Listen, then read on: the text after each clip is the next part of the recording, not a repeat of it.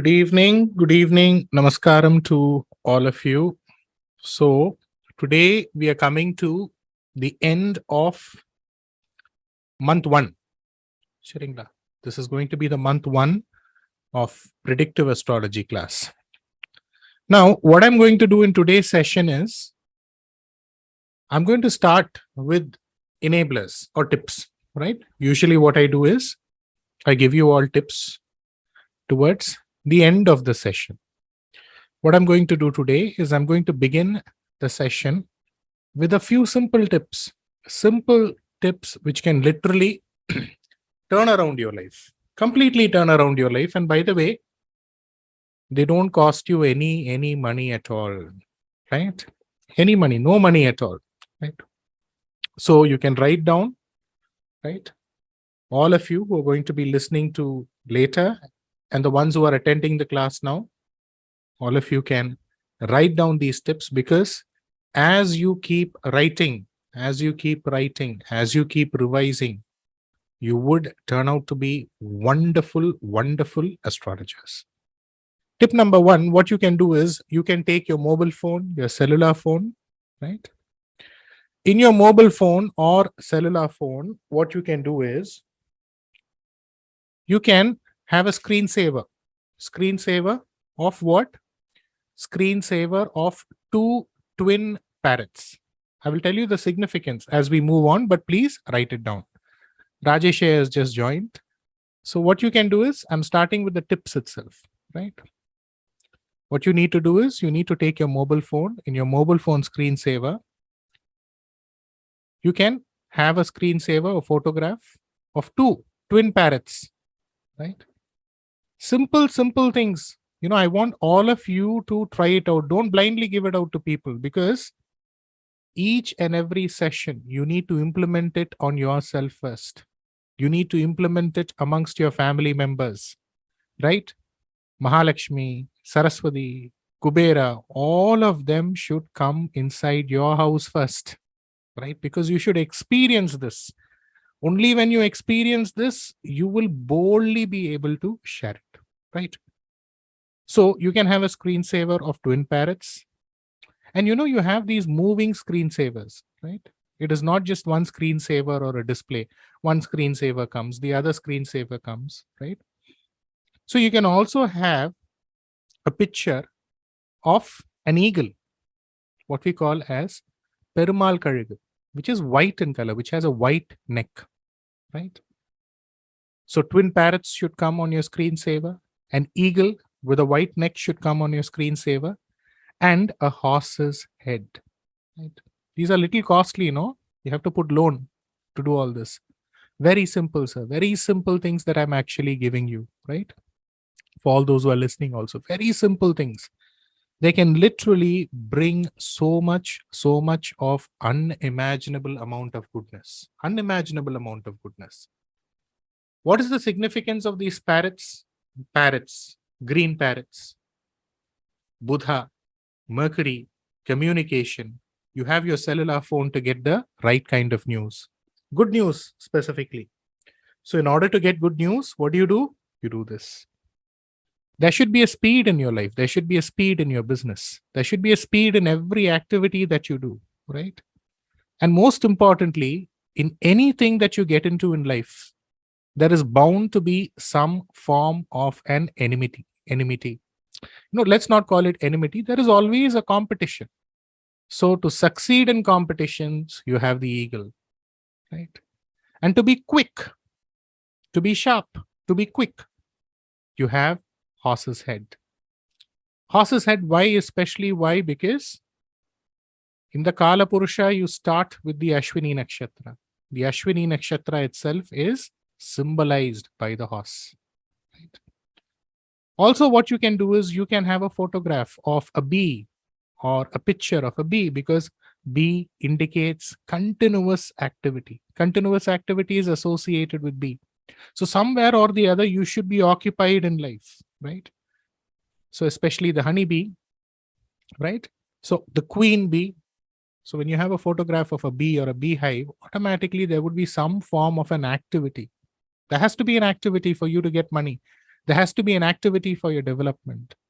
So for all that purpose, just having these 4 pictures, you can just keep rotating it, right? Regularly rotating it wherever you want. You can keep it in your phone, and that would actually go about and give you luck. Again, whenever it comes to calls, make sure that you don't cut or disconnect any call, right? See, as of today, there are easier ways. There are very, very easy ways to find out if somebody is calling you for a telemarketing purpose. You have so many apps. So even if somebody is calling you for a telemarketing purpose, you don't have to attend the call, but don't cut the call. Don't cut the call. Let it ring. Right? You can put it on silent. Even if you miss a call, make sure that you immediately attend it. Or towards the end of the day, make sure that you immediately attend it. Remember, the Friday sharing, what? People message me and I respond to all the messages. I don't even miss out on one message. Even if it takes 1 month for me to respond. Last Friday, what I shared, a madam had asked me a question on the 29th of August. I had replied to her 1 week back. So where is 29th? But I make it a point that I reply to all messages, because only when you reply to messages, only when you don't cut calls, you would get message in some form or the other, right?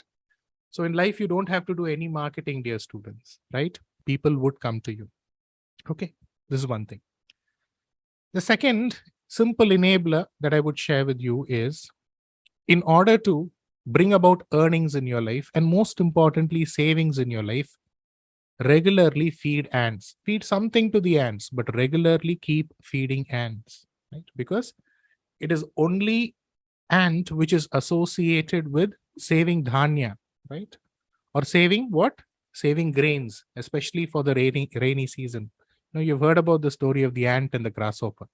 The grasshopper does not save, but the ant works throughout before the rainy season and saves for the rainy season. So the more you feed ants, the more it would do good for you in terms of creating savings, giving you savings. This is tip number 3. You can call this enabler, you can call this buffer, right? So for new students who would be listening later on, what I usually call pariharas as enablers or buffers. Enablers means what? Something which is enabling your life, bettering your life. Buffers means something which is not good and you are trying to buffer it. You're trying to mitigate it. You're trying to counter it, right? Third simple tips. Okay, you can keep following it right now, immediately. Every day you should follow it. You should update me with the results. You should tell 10 people, 20 people, and you should be, by the end of each and every session, your bank balance should increase, right? By 1 year, 2 years, you should at least have accounts in 2-3 banks. That is my desire, right? Again, I repeat, it is not that I'm equating money with success. No, there has to be some form of a value, or there has to be some form of a measurement to where you are. So at least three bank accounts. Not that they are stagnant. They should have money. That's also very, very important, right? I want all of you to grow financially. I want all of you to have health. I want all of you to have the best of wealth, right? Which means all this entire curriculum that I'm designing for you is purely in order to create a livelihood, the best possible livelihood, a decent livelihood for all astrologers who are willing to practice. So let's say in the house, you're afraid that somebody has done some black magic. There is some evil spirit in the house, right? I get these questions regularly. Once you start practicing also, and if you're practicing also, you would get these types of questions regularly. In the house, I'm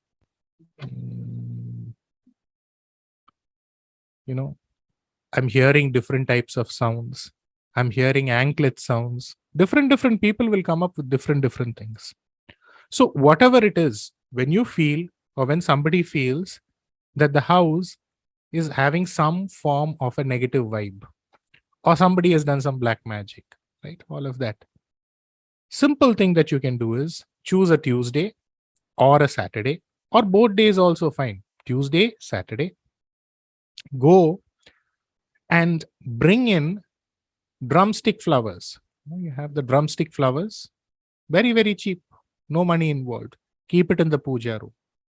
Next day morning, you just throw it in the running water or place it somewhere or keep it somewhere or put it away somewhere where nobody is going to stamp. That's all. That is the simple, simple remedy for people who feel that, there is some problem in the house, or I'm not getting sleep, right? Or this house somehow is not giving me the tripti. I just feel that this is not the right place. This is not the right house for me, right? Enabler number 4 is, in order to gain the grace, the blessings, the divine blessings of Goddess Saraswati, in order to get the best of education, the best of knowledge. Knowledge does not have to be that, everybody needs to redo their BA, BSc, BE. No. In order to gain from knowledge, in order to get the best of knowledge, the best sources of knowledge, all of us, or many of us, we keep the photograph or we have the image of Goddess Saraswati in the house. Good. But along with Goddess Saraswati in your puja room, what I would want all students to do is also keep a photograph of Agatyar Maharishi, right? Agasthyar for people in the northern part of India. So you can Google it, you would find it there, and you can take a small photograph, a nice photograph or a painting of Agasthyar, and you can keep it in your puja room, and your knowledge would improve, right? Next is, in order to remove poverty, right? Not just to remove property, in order to come out of difficulties in your life. If you're having a lot of difficulties, what you can do is, or if you feel that, I want to go to the next stage. This stage is not enough. I want to go to that next stage. Everybody has that desire, right? Everybody has this desire. I need to go from this stage to that next stage, right? So what you can do is, it could be financially, it could be pertaining to your job, pertaining to your career. It could also be pertaining to your sadhana. So either of these 3 things you need to do, or you can do all 3 of them. Number 1, Ashtami Puja. Number 2, Paurnami Puja. Don't complicate yourself. You don't even have to go ritualistic here. What do you need to do during an Ashtami? Go to the nearest Krishna temple, any place of Lord Krishna. That is more than enough. Or if you're not a Vainavite, you can go to the nearest Bhairava temple. That's more than enough. If you want, observe a Vratha. That's it, right? Next is, during the Paurnami or during the Purnima, what you can do is, you can gaze at the moon, right? Next is Amavasya Puja. Again, what you can do is, you can observe a Vratha, you can go to the nearest temple, right? So these type of simple things, right, can actually go about and create a magic, which means what? Ashtami or a Purnima or a Amavasya, the least that you can do is just go to a temple and come. That's all. That's more than enough. Whichever is your favorite temple, right? The next is, during the Ashtami Tithi, what you can do is, you can take some Gomutra, right? Gomutra, preferably a Desi Indian cow's Gomutra, right? Not the hybrid cow's Gomutra. So in your area, in every area, inevitably there would be a Desi cow. You just need to take your time and find that out, right? You can keep it. And during the Ashtami Tithi, you can sprinkle the Gomutra in your house. That would remove any form of a negativity in the house. See, no matter how much ever you actually go about and check the Vastu of your house, having 100% Vastu compliant house is next to impossible. So this is a simple, easy solution buffer for anything associated with house, anything associated with the property, right? Next is, during a Monday Rohini Nakshatra day, a Monday that falls on a Rohini Nakshatra, you can donate Navadanyam. What will happen is, this is the next step, right? You will get the blessings of Lord Krishna. Why do you need the blessings of Lord Krishna? Krishna has the ability of foresight, right? So any problem that is going to come, any kind of a problem that is going to come, that would immediately come in the form of a foresight to you, which means you would develop foresight, right?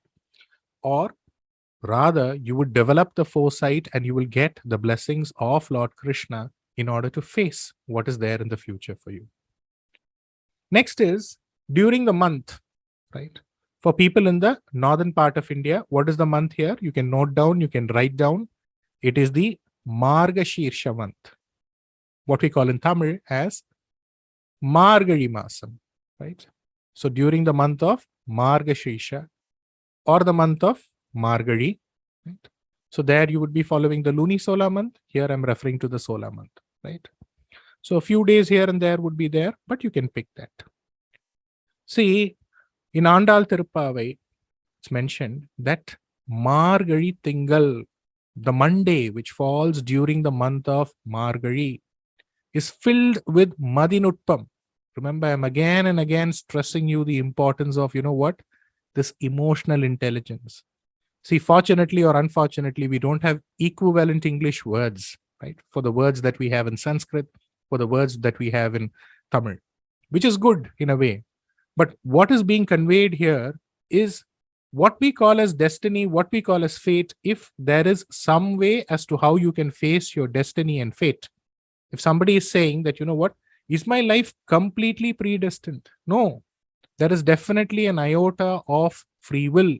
And that free will can only operate through your mind or your Chandra, which indicates, to put it simply, what we call as common sense, what we call as Madi Nutpam in Tamil. Or if you want to, you can also call it as emotional intelligence, right? So during this month of Margari, right, the Monday that falls during the month of Margari, which means every 4 Mondays, it's very, very important in order to go about and develop what we call as emotional intelligence, right? So what do you need to do during the month of Margasirisha? 4 Mondays, you can choose all the 4 Mondays, right? You can gaze at the sun, but most importantly, you can make pal payasam, right? Pal payasam, you can Google it, right? Sweet pudding. And you can pray to Chandra, you can gaze at the moon. And after that, you can actually distribute it. You can eat it in the house. So regularly, forget about every Margari, the Margari or the Margasirisha, which is coming up, right? You follow that and you would definitely be benefited. First of all, you would get a clarity of mind. You would get a clarity of, how to approach things, when to do things, when to not do things, when to speak, when not to speak.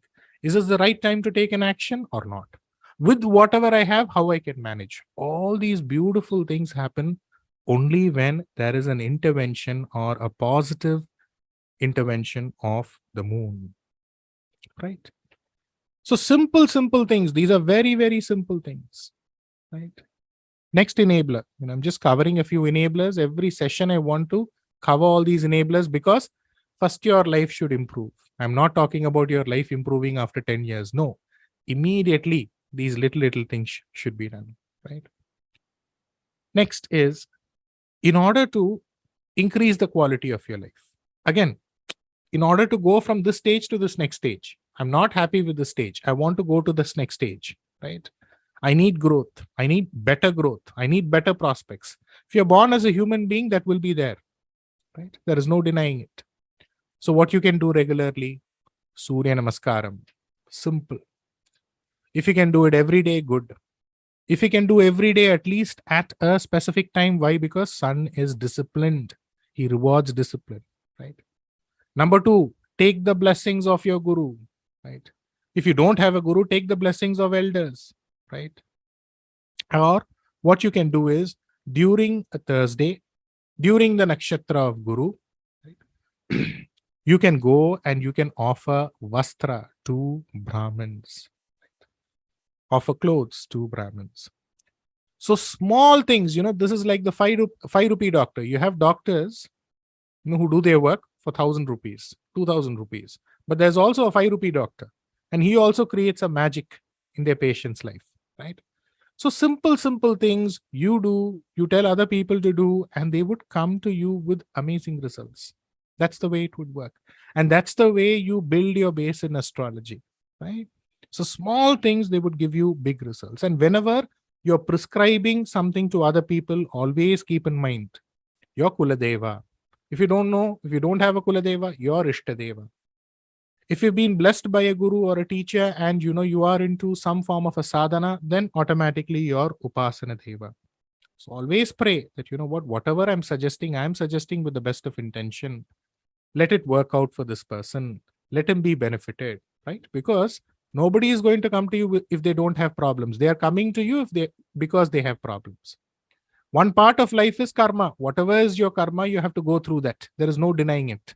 But it is your dharma to give the right kind of remedies, to give the right kind of solutions. So you should write all this down, right? Because at that time, at that nick of time, this may not come into your mind. So when you write it down, it would be in a note, document. Immediately, you should be able to refer to it and you should be able to guide people, right? So you should also change in life. Change means positively. You should also grow in life, and you should also make others also grow in life, right? There's so many other things that I would keep sharing every class, right? Every class. And every class is going to be a magic, which means this month is over. A big magic will start by the next session itself, right? By the next session itself, I want people to immediately, I want to create a difference in all your life immediately. So as soon as the next session starts itself, you would be amazed into another world of astrology, right? So slowly, you should revise this, because what we are doing here, Graha Karakatwas, Bhava Karakatwas, this is the most important. It is like the takeoff and landing of the flight. So this, how many ever times you revise, very, very good, right? Because today, what you're doing is, today we are planting the seed, we are pouring water. 4 months from now, you would realize, okay, sir taught us all of this because of this. This is connected with this. That is connected with this. That is how this entire course would function, right? So you need to slowly digest all of this, and you can easily digest it as long as you have that love, as long as you have that interest, right? And just to make it interesting, I'm adding remedies for you. I'm actually adding so many other little things which can actually make this entire session, this entire course as good as possible, right? That is the most important thing. So let's move to the 9th bhava, right? Last week we covered the 8th bhava. Now we are going to go to the 9th bhava. You can write it down, right? So the highlights in your horoscope is your 5th bhava, which is considered as the Panchamasthana, Putrasthanam, right? Purva Punyasthanam, that is the 5th bhava. The 9th bhava, and again, the 11th bhava is another special highlight, right? So, number 1, the 9th bhava signifies your father. Number 2, it signifies your bhagya. Now, what is this bhagya? Bhagya is your luck. Have you got married, sir? Yes, that is your bhagya. So you got married. Do you have a child? Yes, that is a bhagya. The child grows up. Did he study well? Yes, that is your bhagya. Does he grow up and he gets married, he gets settled? That is a bhagya. Do you build a house? That is a bhagya. So in every part of your life, there has to be something to do with the bhagya involved, right? It is closely associated with what we call in Tamil as praptam, which means what? This is there. This is written in this person's life. All these good things are written in this person's life. So it will happen, right? So number 2, bhagya, which means number 3, luck, right?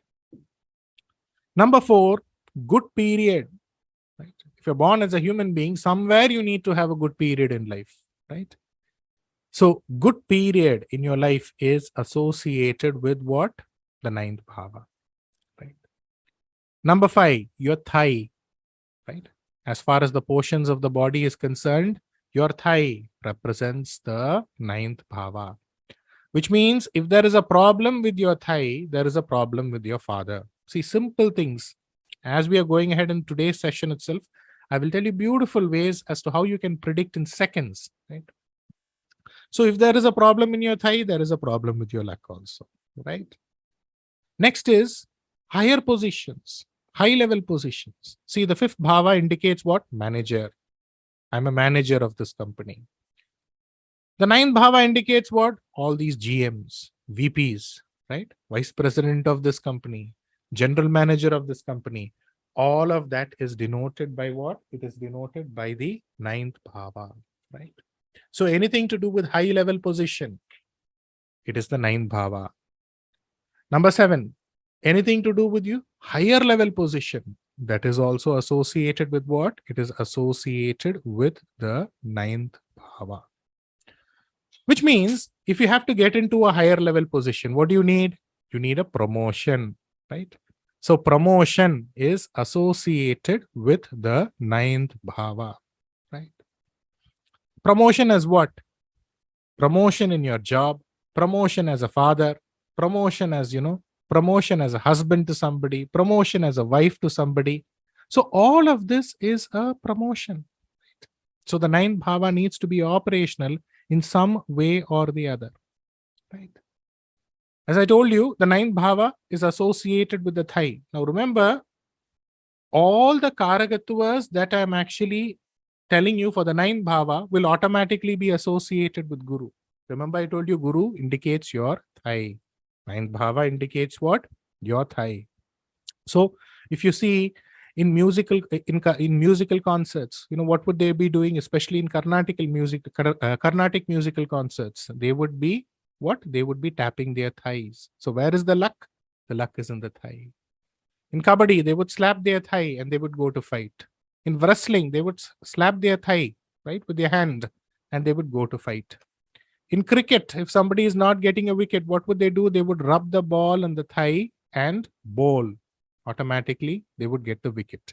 So, luck is associated in the thigh. Promotion is associated with the ninth bhava. Anything to do with high position, higher level position, all of this is associated with the ninth bhava, which means the ninth bhava becomes extremely important. All bhavas are important. See, the 12 bhavas govern each different part of the body. So using these different parts of the body itself, you can go about and predict. If this is the problem, that will be a problem. If there is a problem with this part of your body, that means this person in your life will be a problem. This relationship in your life will be a problem. You would cover that step by step, right? Number 9, high position, high ranks is associated with the ninth bhava. Number 10, your name, fame, all of that is associated with the ninth bhava, which means how much of name, fame can you get in this life, right? All of that, which means when the ninth bhava lord is aspecting any of the bhavas, as it aspects any of the bhavas, that bhava, the graha seated in that bhava, will attain bhagya, and most importantly, there would be a dosha nivarti if at all there is a dosha associated with that graha. That is the importance, right? That is the importance of the ninth bhava, right? That is the reason they say the aspect of Guru is very, very important, right? The aspect of Guru is equal to koti punyas. So Guru is the ruler of the ninth bhava. So the moment Guru aspects any of the bhavas in your horoscope, that gains strength. Even if there is a dosha associated with the bhava or a graha in that bhava, then it automatically qualifies for a nivarti, right? Number 11, it indicates priests, gurus. Number 12, it indicates brahmanas. Number 13, it indicates professors. Number 14, it indicates the central government, right? What we call as Madhya Sarkar, right? Number 15, big cities, all of them come under the influence of the ninth bhava. All of them come under the influence of Guru, right? So you can classify cities based on what, based on the name, based on, what is special in that place. But if a city is big, let's say in Tamil Nadu, we have Erode, we have Madurai, we have Coimbatore. Yes, I've told you what Coimbatore represents. It is the Manchester of the South. All of that is fine. But any city which is big, all of that is represented first by Guru or first by the ninth bhava. Right? Number 16, anything or any place which is long distant. Long distance travel is associated with the ninth bhava, which means if somebody is coming tomorrow and asking you foreign travel, immediately don't go to the 12th bhava. The ninth bhava should be strong. Then it would give you foreign travel. Guru should be strong. Then it will give you foreign travel. Then additionally, you should look at the 7th bhava, because it is not about going to a foreign land. It is about getting support in that land. Right? Getting that support in a foreign land where you are able to make use of the facilities in a foreign land. Why? Because even in America, you will find beggars. Even in America, you will find poor people. Even in America, you will find Indians who are struggling, right? So do you get something out of going abroad? Automatically look into the 7th bhava. Automatically look into the 9th bhava, right? So this is very, very, very important, right? That is the most important thing. So number 17, foreign country, foreign land. Again, foreign land means immediately don't go to America, immediately don't go to London.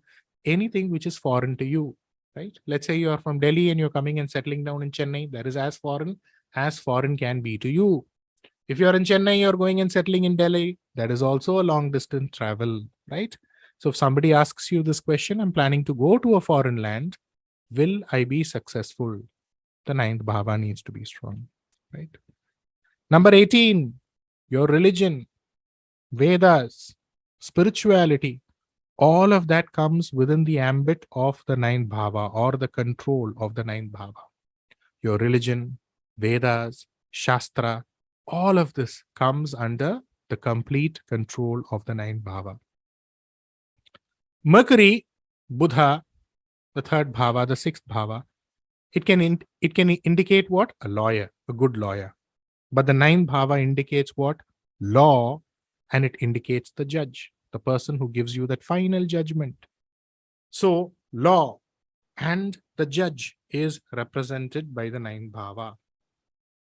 Number 20, medicines associated with the ninth bhava. Number 21, auspicious hands. If you need to take blessings from somebody, his hands needs to be auspicious. It is not just about being a Guruji. Even if you have to go to a doctor, in Tamil we call this as Kairasi and a doctor. Don't we tell that? Kairasi means what? There is some speciality about his hands. Whoever goes to him, they get cured. Whoever studies under him, they all succeed.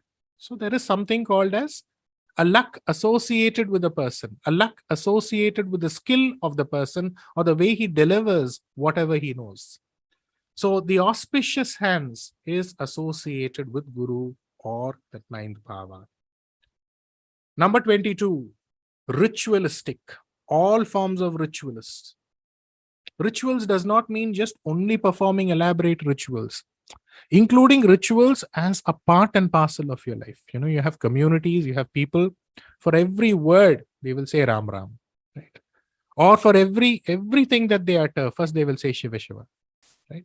So that is being as ritualistic as possible. Number 23, self-sufficiency and individuality. Ninth bhava.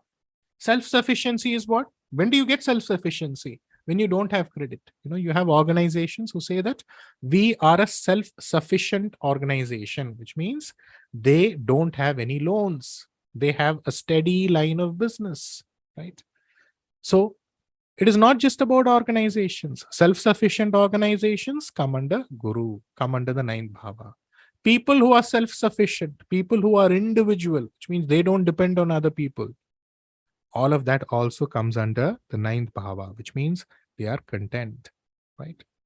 They are self-sufficient, right? Again, number 24, being debt-free.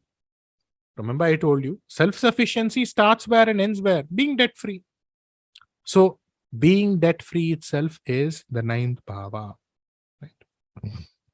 Number 25, independence, being an independent person, right? if you don't have debts, if you have a steady line of business, what would you be? You would be independent. You wouldn't depend on anybody. So the ninth bhava indicates independence. They won't work under anybody. Let's say even if they are GM in some organization, VP in some organization, the owner of the organization won't be easily be able to interfere with them, right? They will guide the owner. The owner will obey their orders. That is the way the ninth bhava functions, right?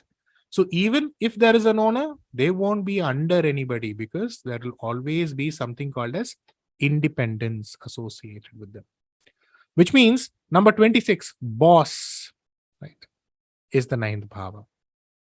The ninth bhava indicates ownership. So if the ninth bhava is strong, somewhere in their mind, there would be some sense of ownership in whatever they do, or they would have a sense of owning something, doing something of their own, or being the head of something. Number 27, Upasana Deva. What is Upasana Deva? See, the fifth bhava indicates your Ishtadeva, your Kuladeva. Now, once you have found that, you need to actually go about and make sure that the intensity of connecting with one particular Deva is as intense as possible. So the act of intensifying your worship starts with or ends with your Upasana Deva. Number 28, income tax. If you have a lot of money, what would happen? If your ninth bhava is strong, what would happen? If you have so much of luck in life, what would happen? You would pay income tax. Number 29, Dharmavan, which means he would be ready or she would be ready to help everyone. Dharmic. So if somebody has a lot of money, if somebody has all the independence that somebody wants to, somebody has no debts, then automatically, in a lot of cases where the ninth bhava is strong, there is a second marriage. Right? That is number 30. Number 31, they would build temples. Number 32, they would go on pilgrimages. Number 33, blessings or ashirvad, or in Tamil, asirvadam. Number 34, upadesam, the act of preaching. Number 35, big industries is associated with what? It is associated with the ninth bhava. So now, when the ninth bhava is strong, write down when the ninth bhava is strong. When would the ninth bhava be strong? The ninth bhava is in its own sign. The ninth bhava is exalted. The ninth bhava is aspected by a Shubha Graha, especially a Guru, right? All of this, or when the ninth bhava is in the trines 1, 5, 9, all of this indicates the ninth bhava is strong in the horoscope. Or when the ninth bhava is in the 11th, right? Of course, each bhava we are going to cover. Number 1, he would be independent. He means you should include she also. He would be independent. She would be independent. Number 2, will move to a distant land, will move to a faraway land. Right. Number 3, they would have a religious inclination. Number 4, they would have a helping tendency. Number 5, will know about medicines, right? They can become doctors or they would know about medicines, right? Number 6, there would be fame in their life. Number 7, they would get into leadership roles. What type of leadership? GM, VP, somewhere, wherever they are, even if they are in a Rotary Club, there would be some position, right? Number 8, they would go on spiritual journeys. Number 9, in the family, immediately don't tell, you will have 2 marriages. In the family, you can check in whichever horoscope the ninth bhava is strong, in that family, there would be 2 marriages, right? Number 11, they would be ritualistic. See, whatever points I'm telling you, point blunt, you can go about and predict.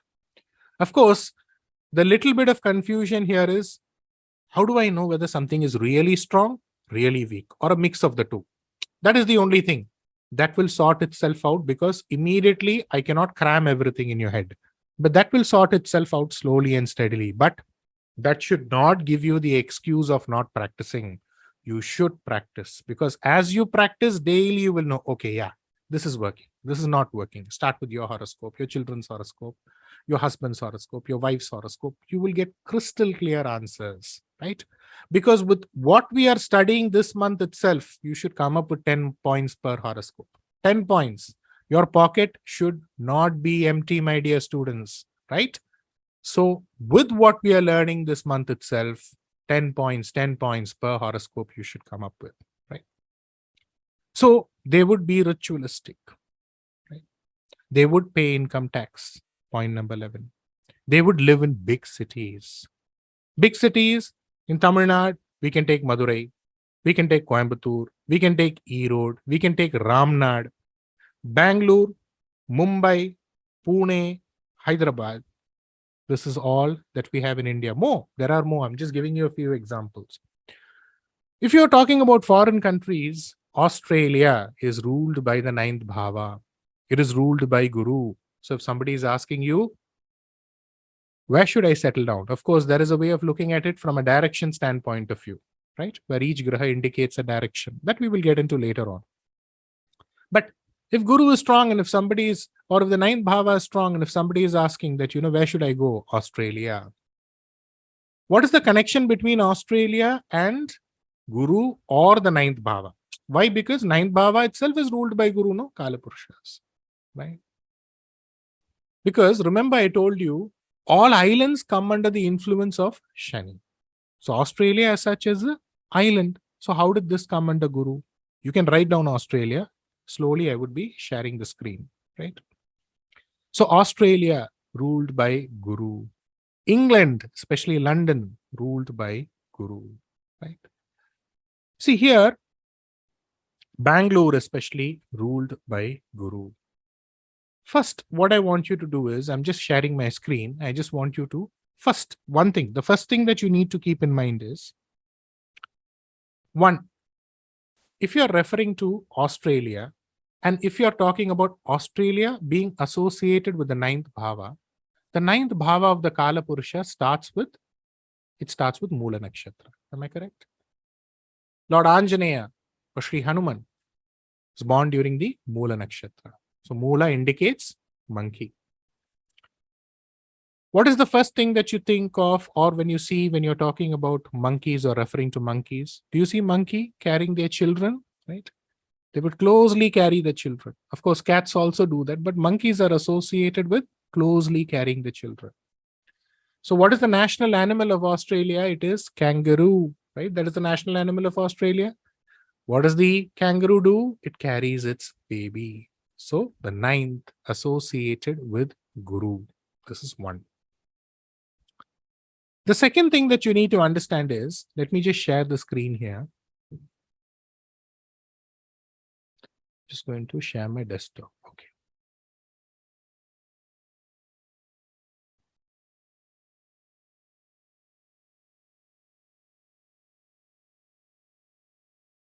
Now, all that you need to do is, because I'm just sharing this so that it becomes a little more interesting and it doesn't become dry. You just go to Google and type in Australia night view, right? What is the thing about Australia? In most of the countries, if you see, population would be properly, evenly distributed. But if you see in Australia, even though it is a big, big island, the middle portion of Australia is not at all occupied. It is not even occupied. It is like a desert. Nobody can stay there.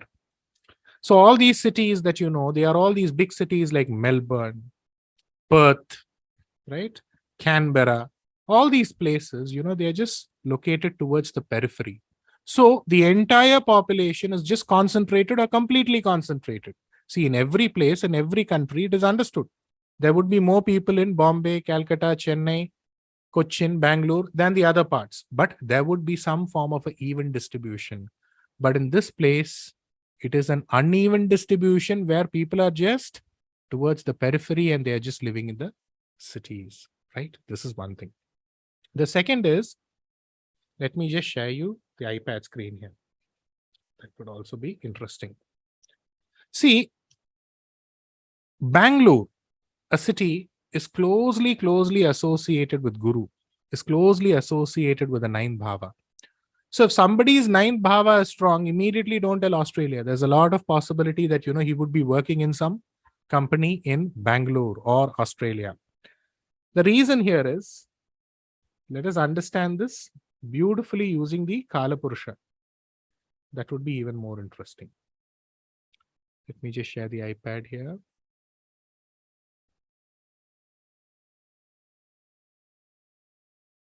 Okay.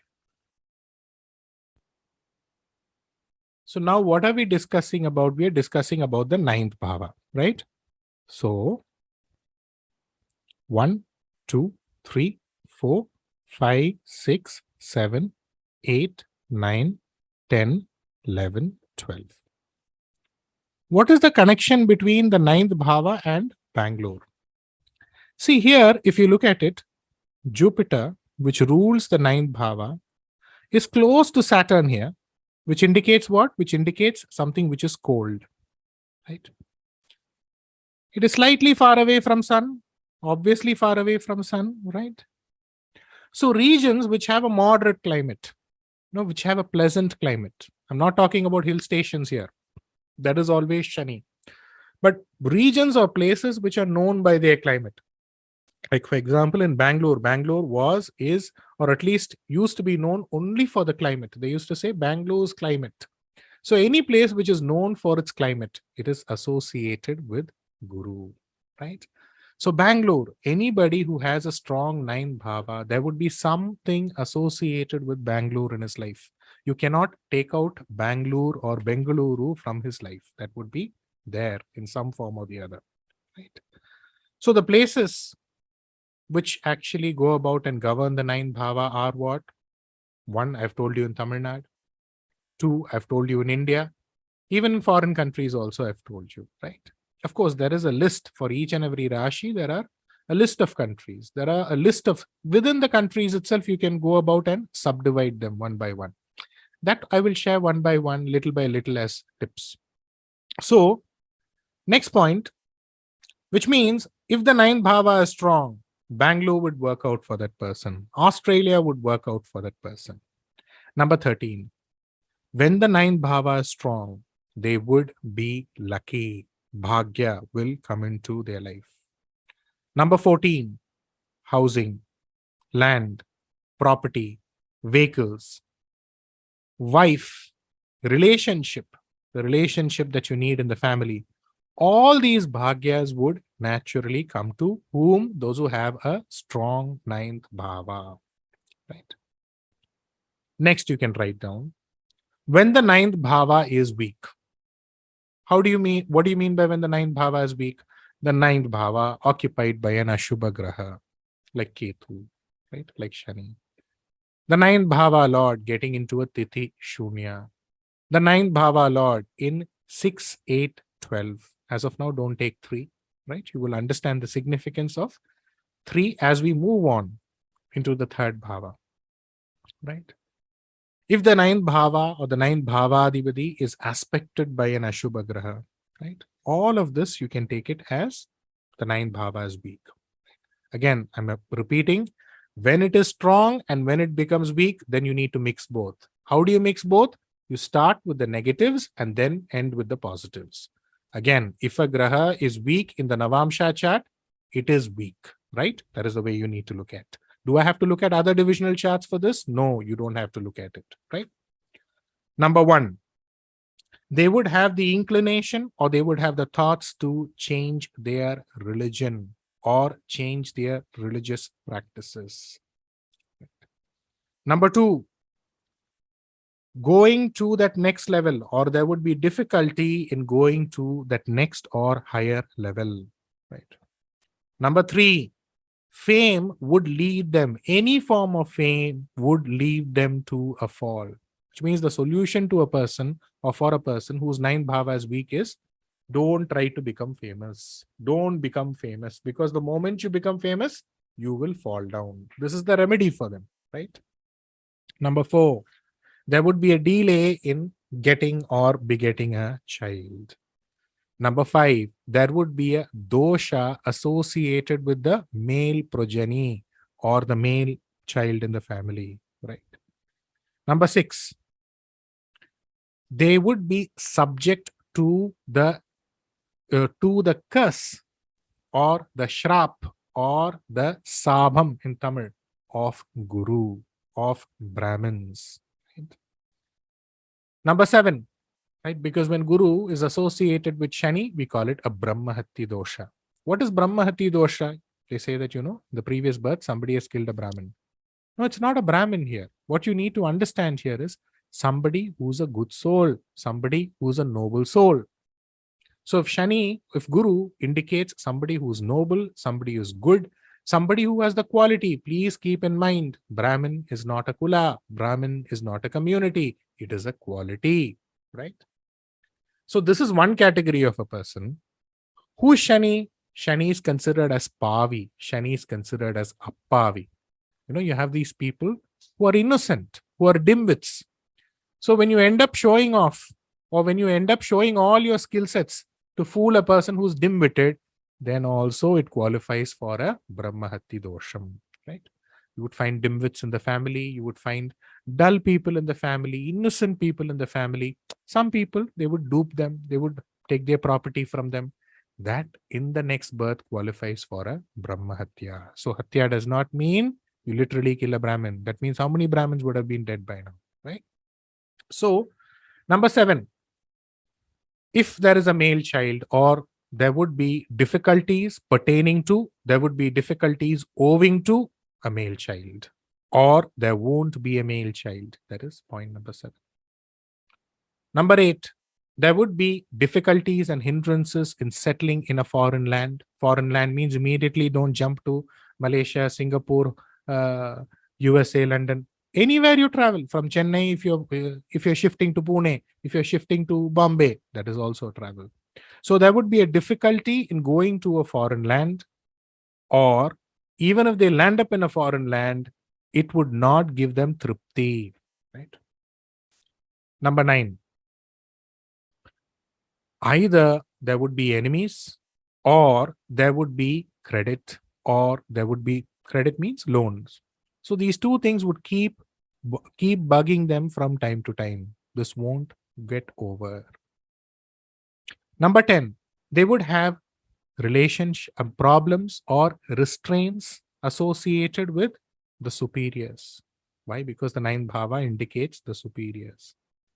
Again, they would have problems associated with government and politicians. Right? Now, you should moderate that and tell. Right? Number 11, thighs will give them problems. Their thighs, body parts. Muscles, at times they would get a catch associated with the muscles. Number 12, they would have problems associated with income tax. Number 13, will break or violate laws. Number 14, they won't be able to start anything at an auspicious time or during a good time. Somebody would give them a muhurta. This is the good time you should get married. This is the good time you should build a house. This is the good time you should join a job. They won't be able to adhere to it. Right. Number 15, they would be working in companies where there is no boss. Which means they would be working in companies where the boss is not there. He would be in some foreign country. Right. Number 16, promotion won't be there. They would start their career. They would be in one position. After 5 years, 6 years, 7 years also, they would be in that same position, which means in that same seat. Right. So this is associated with what? This is associated with when something to do with the 9th bhava is not strong. So you can start using all of this, which means all these places which I'm suggesting, this is purely based on experience. So you should immediately start applying it. Right? Like Chennai, it is a big city. It is the capital. So immediately you can think of sun, but no, it is ruled by Rishabha. All this comes with experience. United States of America, it is associated with Shani, Kumbha Shani, right? But generically, the 9th bhava, if it is spoiled, anything to do with a foreign travel would give adripti, which means no tripti, no satisfaction. If it is good, then it would give tripti, right? That's as simple as that. So this is about the ninth bhava, which means 9 grahas we have covered, 12 bhavas. So with each of them 10 points, total 20 points you should have, right, by the end of this class. Otherwise, somewhere I am failing my job. So you should be able to predict somewhere or the other, right? So this is most important, right? Most importantly, any graha that you see in the horoscope, right? Any graha that you see in the horoscope, the ninth from where that graha is positioned, when that gains bala, then automatically the graha, that is what? Let's say there is a graha, and the ninth from that graha attains bala, then that graha attains bhagya. Very important point. Please write it down. The ninth from any graha, when it attains strength, that graha would attain bhagya. It's as simple as that. So I want all of you to draw a horoscope, draw a Rashi Chakra. I will explain this to you. There is no lagna, nothing required. Simple concept. I will explain this to you. You can immediately start working on your horoscope, working on your family's horoscope, and you would be able to know how it works. Simple. Okay. First of all of you draw your Rashi Chakra. Draw the Rashi Chakra.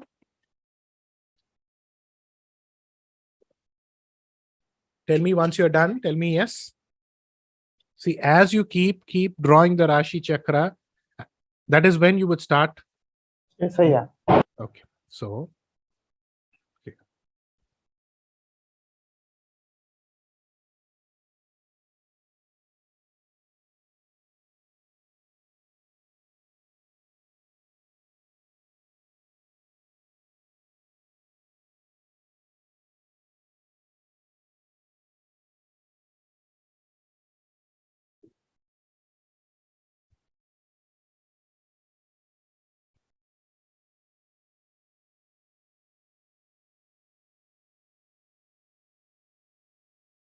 So here we are not going to get into Lagna. That itself is not required, right?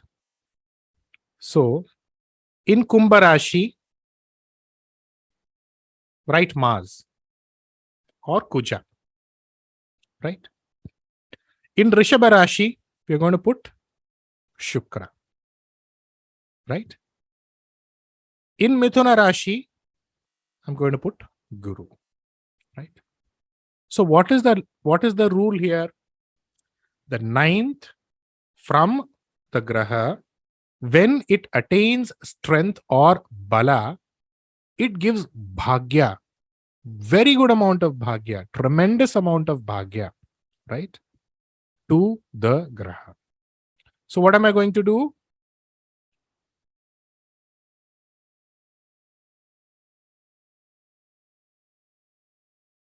Okay, I'm going to take Mars. The ninth from Mars, where is it? Start counting clockwise, right? So we have 1, 2, 3, 4, 5, 6, 7, 8, 9, right? Tula Rashi. Who's the Lord of Tula Rashi? Who's the Lord of Tula Rashi? Shukra. Where is Shukra positioned? He is positioned in Rishabha. Tick mark, right? Because he is positioned in his own sign. Tick mark. Bala, right? Venus is Bala. Right? Okay. The next thing that you need to understand is the ninth from Mars. I'm talking about ninth from Mars is also aspected by Guru, right? 1, 2, 3, 4, 5. Again, it gains Bala. This is the way you need to check the horoscope, right? So now, when the ninth from this graha attains Bala, then this graha would attain Bhagya. What do you mean by Bhagya? Mars, which indicates your younger sibling. Mars, which indicates land, property, right? Mars, which indicates marriage, marriage especially for a stree. Or you can take Mangala Karya, all forms of good events. Mars, which indicates position. Why? Because Kala Purusha's first bhava. All of this would come to him. Again, Mars, which indicates the negatives of Mars. What are the negatives of Mars? Accidents, right? Litigation, right? Why litigation, accidents, and everything? Because Mars is associated with action, and he is also the Kala Purusha's Attama Bhava, right?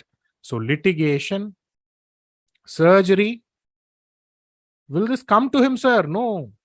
It will escape. He will escape through all of this. Why? Because the ninth from Mars has gained strength. So, can I put up a litigation against this person? No, sir. He will win. If he is going for a surgery, will he come out? Yes, he will come out, right? Surgery will be successful. Will he escape accidents? Yes, he will escape accidents. So this is how it will actually work, right? So without the Lagna itself, you can beautifully predict. Beautifully predict. You can stun people around. They won't know how you predicted itself. So this would be happening, right? So this is one rule. Each of this you write down, and you need to make sure you just need to put important rules. Just write important rules so that you can keep revising. And the best way to revise is, you know what? First, you pick up your horoscope, apply the rule. Take your husband's horoscope, wife's horoscope, child's horoscope, apply this rule. You won't forget this rule, right? And the moment you start practicing, and the moment people praise you for your predictions, you will not forget all these rules, because by that time it would have become your livelihood, right? So let's move to the 10th bhava, right? Because see here, the idea is very, very simple, students, right? You should be able to speak to a person for 1 minute. You should be able to speak to a person for 1 hour. You know, what is it that he wants? 1 minute consultation, yes, you should be ready. 5 minutes consultation, yes, you should be ready, because people from all directions should come to you. That's the most important thing, right? So let's move to the 10th bhava, right? The 10th bhava of your horoscope. Let's move to the 10th bhava, right? What is the 10th bhava? 10th bhava is very, very important. Why? Because he is considered as the Jivasthanam or Jivanam. It indicates Jivanam, which means what? Livelihood. What do you do for your livelihood? You work for your livelihood, which means point number 2, it indicates your profession. What profession are you in, sir? What profession are you in, madam? It indicates your profession, right? It indicates karmam. Karma means what? Immediately don't go to karma. That is also there in the 10th bhava. What are the karmas that you accumulate in this birth? But karma means, do you have a child to actually go about and give or do your karma? Which means, do you have a male progeny who's going to actually go about and facilitate as you pass away from this earth plane? Or have you performed your karma? Which means what? Have you performed your karma to your father, to your mother, to your whoever you're supposed to be doing in your family, right? Which means karma done for us, karma that we are supposed to do for others, right? Which means the 10th bhava becomes very, very important, especially when it comes to childbirth. Immediately, you should not jump into the 5th bhava. The 10th bhava, how is it? Based on the 10th bhava, you can come to a solution. Okay, is it a male child or is it a female child? What type of child? Will that child perform its karmas? Right. Number 4, Davasam, that is in Tamil. In northern part of India, what do you call it? You call it Divas, which means what? The death anniversary. Anything to do with anniversary, death anniversary, 10th bhava. Tithi, Tarpanam or Tarpan, that is the 10th bhava. Number 5, it indicates adoption, going for adoption, taking adoption. All of this is associated with the 10th bhava, right? So if the 10th bhava is not strong, then it automatically means what? There is no male progeny for this person, right? Number 7, it indicates what? It indicates your father's profession. Why your father's profession, sir? The ninth bhava indicates your father, right? The ninth second, what do you need to do? You need to count from ninth. 1, 2. So anything to do with the father's profession is your ninth bhava, right? Charity at a big scale, right? Again, because ninth second, right? Charity which is done on a big scale is associated with the ninth bhava. Right? Community work is associated with the ninth bhava. Building a temple or constructing a temple, point number 9, is associated with the ninth bhava. Association work, like, if you're associated with some form of a community, some form of a big organization, big club, all of this, which we call as sangam, right? Sangapani. Pani means work. Sangam means what? A sangha, which means an institution or an organization, which is an association, by the way. So any form of an association work, which is for the benefit of the society, is the 10th bhava, right? Number 11, the halo, the halo, or what we call as, when you see elated beings or elated saints or elated gurus, there would be a halo around their head, right? That is the 10th bhava. Number 12, master. So we have the boss, who's the 9th bhava, but boss's boss will be there. That is associated with the 10th bhava. In Tamil, we use the word yajaman, right? Which means there is a boss. On top of that boss, there is another boss. So that is the 10th bhava. Number 13, your knees, your kneecap, leg, knees, leg, kneecap is associated with the 10th bhava. Your mother-in-law, point number 14, is associated with the 10th bhava. Why your mother-in-law is associated with the 10th bhava? Your 7th bhava indicates your spouse, your kalatra. So 1, 2, 3, 4. Your spouse's mother is the 10th bhava, irrespective of whether it is a boy or whether it is a girl. So your mother-in-law is your 10th bhava. Your respect, or what you are known as in the society. See, the 6th bhava indicates what? It indicates your work. Why do you work? You need to eat. You need to feed your stomach. That is the 6th bhava. So the 6th bhava also indicates a profession. Profession, which means what? Monthly, I'm earning something. But what are you known as? By what profession are you known as in the society? If somebody sees you, how do they associate with you?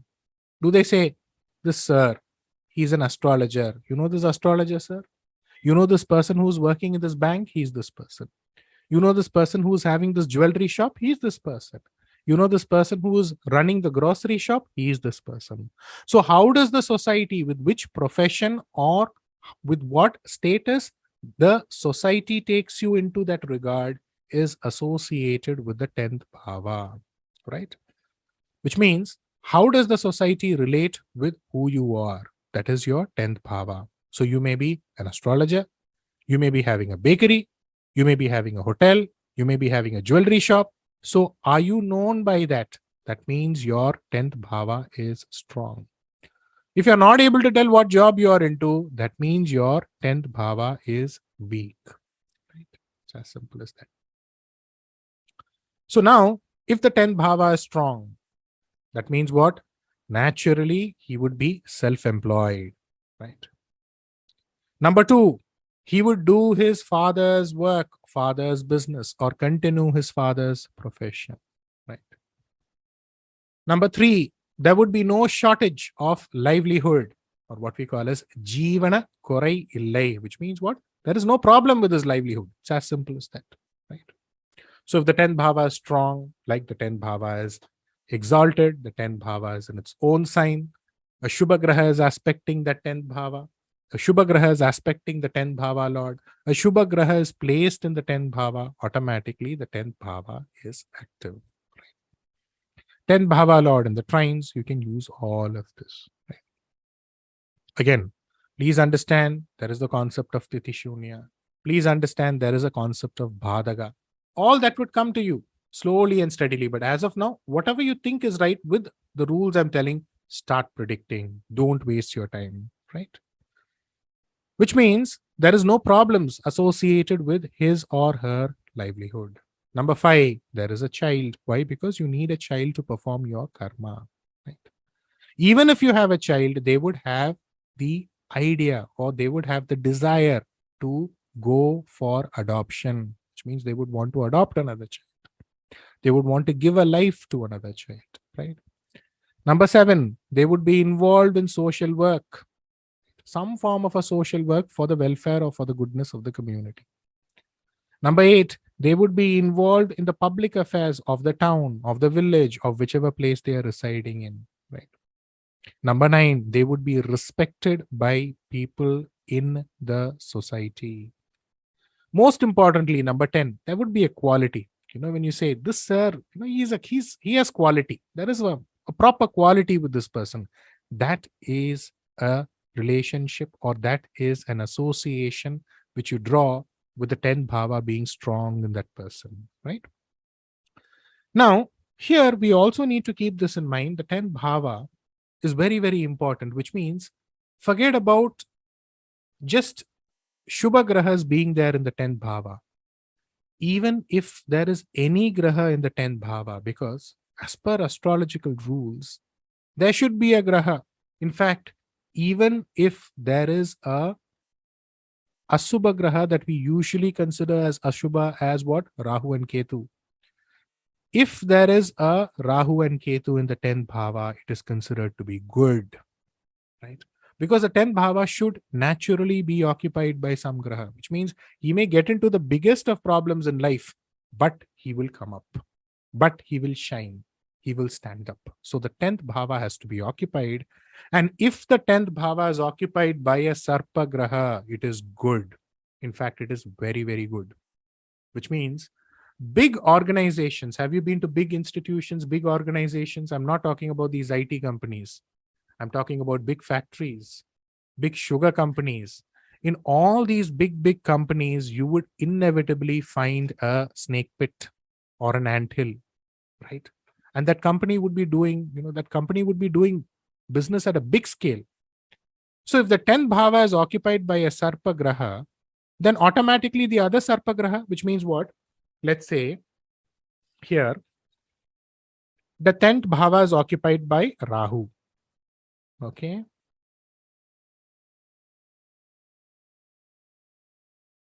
Then automatically the 4th bhava, because opposite to where Rahu is, would be where Ketu is.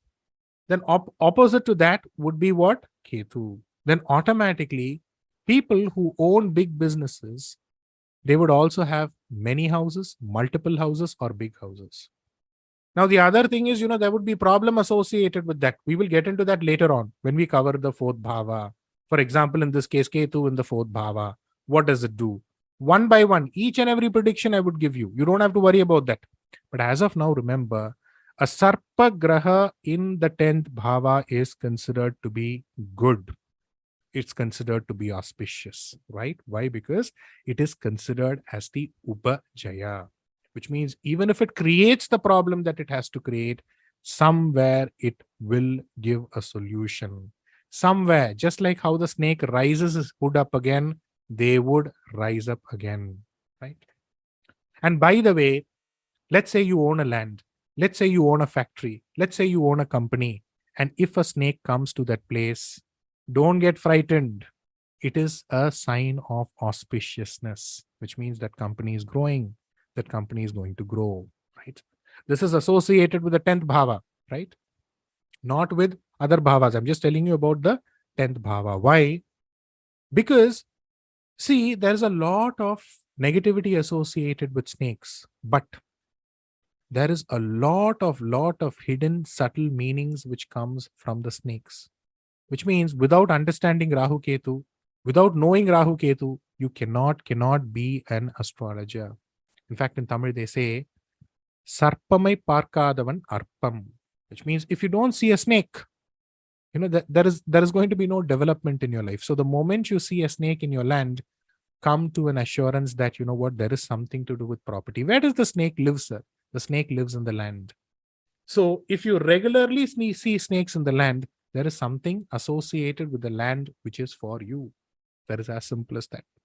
Which means snakes would give you different meanings at a very subtle level, right? The best thing that you can do is let me come with a tip itself associated. When you're going through a Rahu Dasha, what you need to do is you need to start wearing a full hand shirt. For girls, what you can do is you can wear the sari, you can wear the salwar. Perhaps you can use a salwar or a sari which has lines, because lines are indicated by Rahu.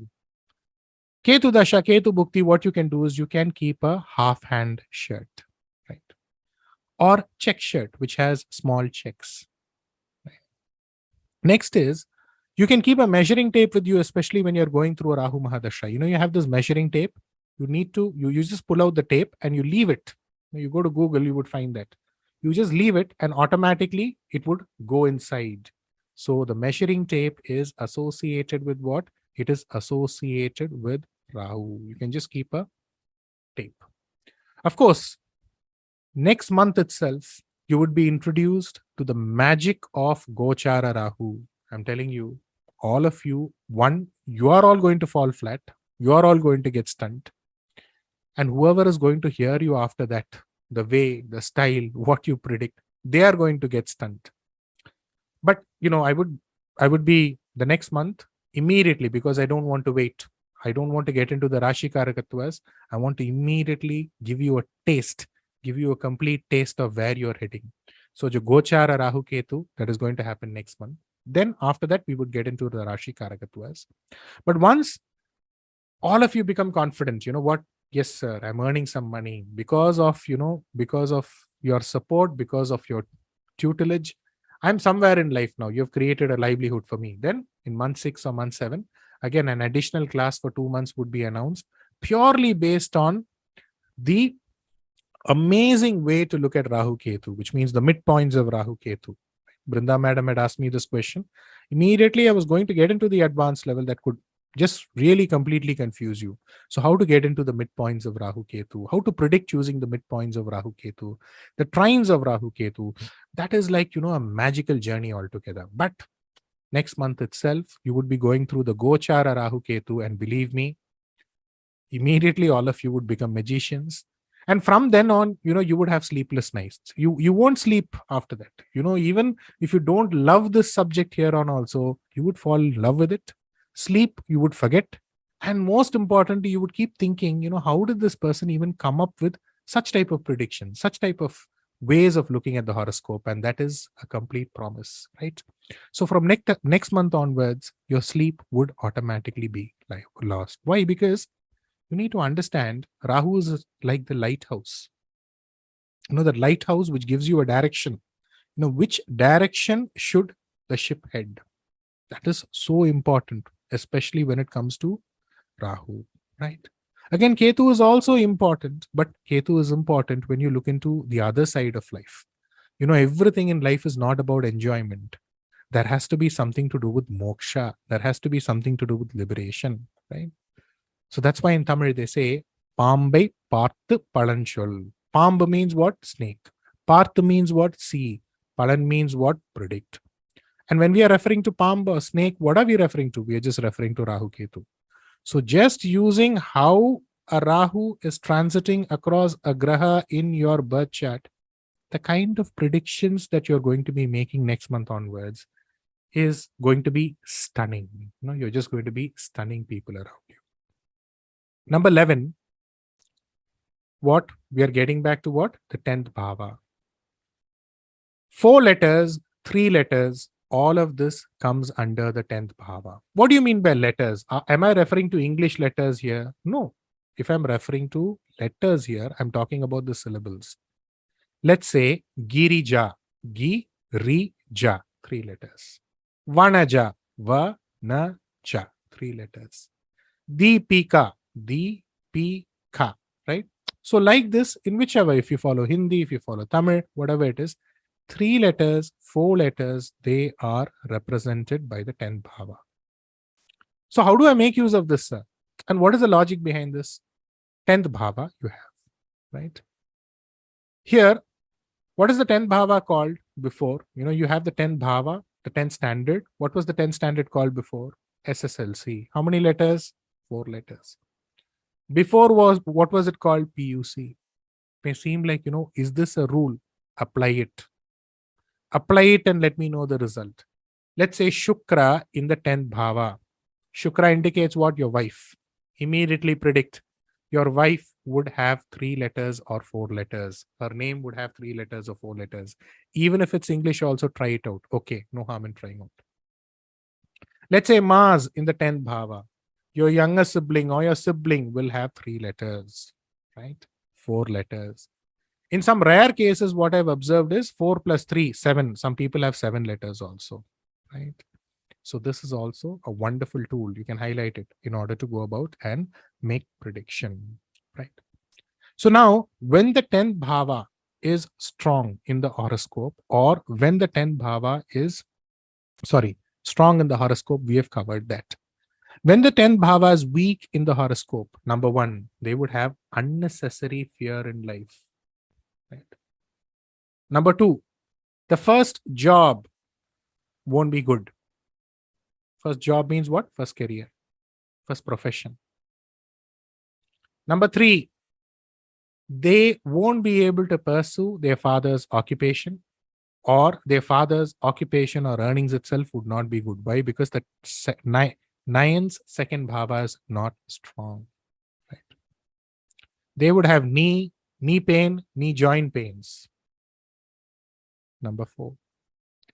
Number five, would extremely work hard, but they won't get the result as expected. Number six, they won't perform tarpana, or they won't actually keep into account the davasam, which means what? They won't remember the death anniversary of somebody who's very, very important in the family.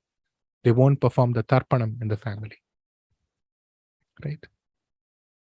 The sukhas associated with what? Marriage would be very, very less. What is the logic behind that? Sukha is the 4th bhava. The 7th, 4th bhava is the 10th bhava. So the sukha associated with the marriage is very less, or will be very, very less, right?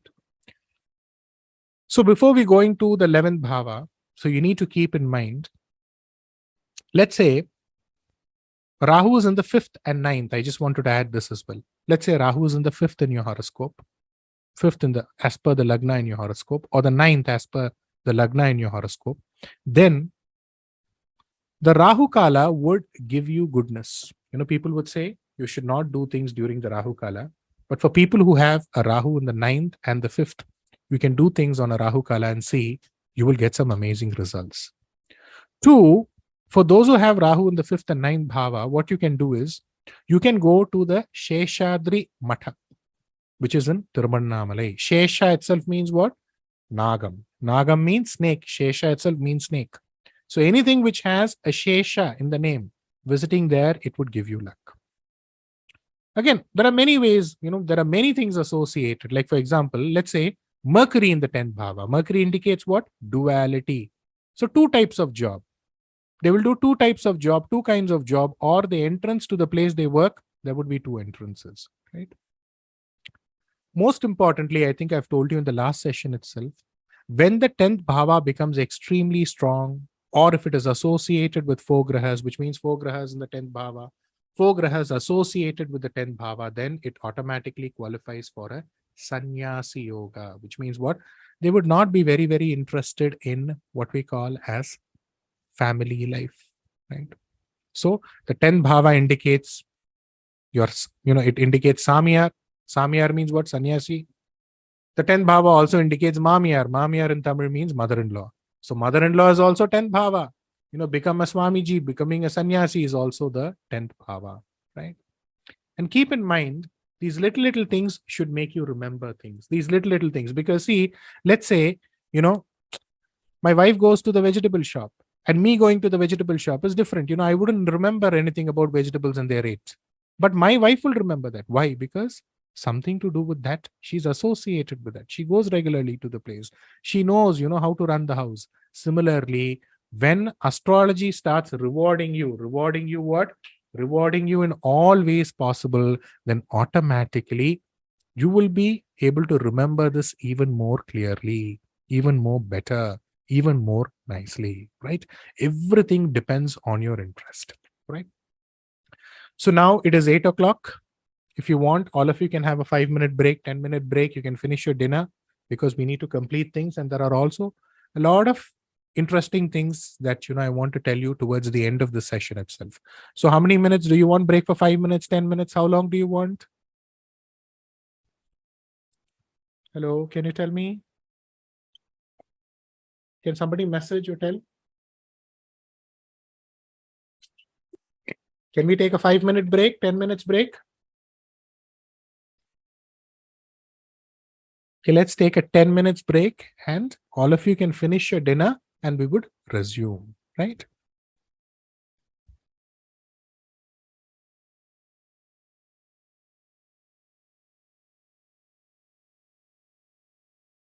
Okay, we are ready to resume. So now we're going to start with the 11th bhava, right?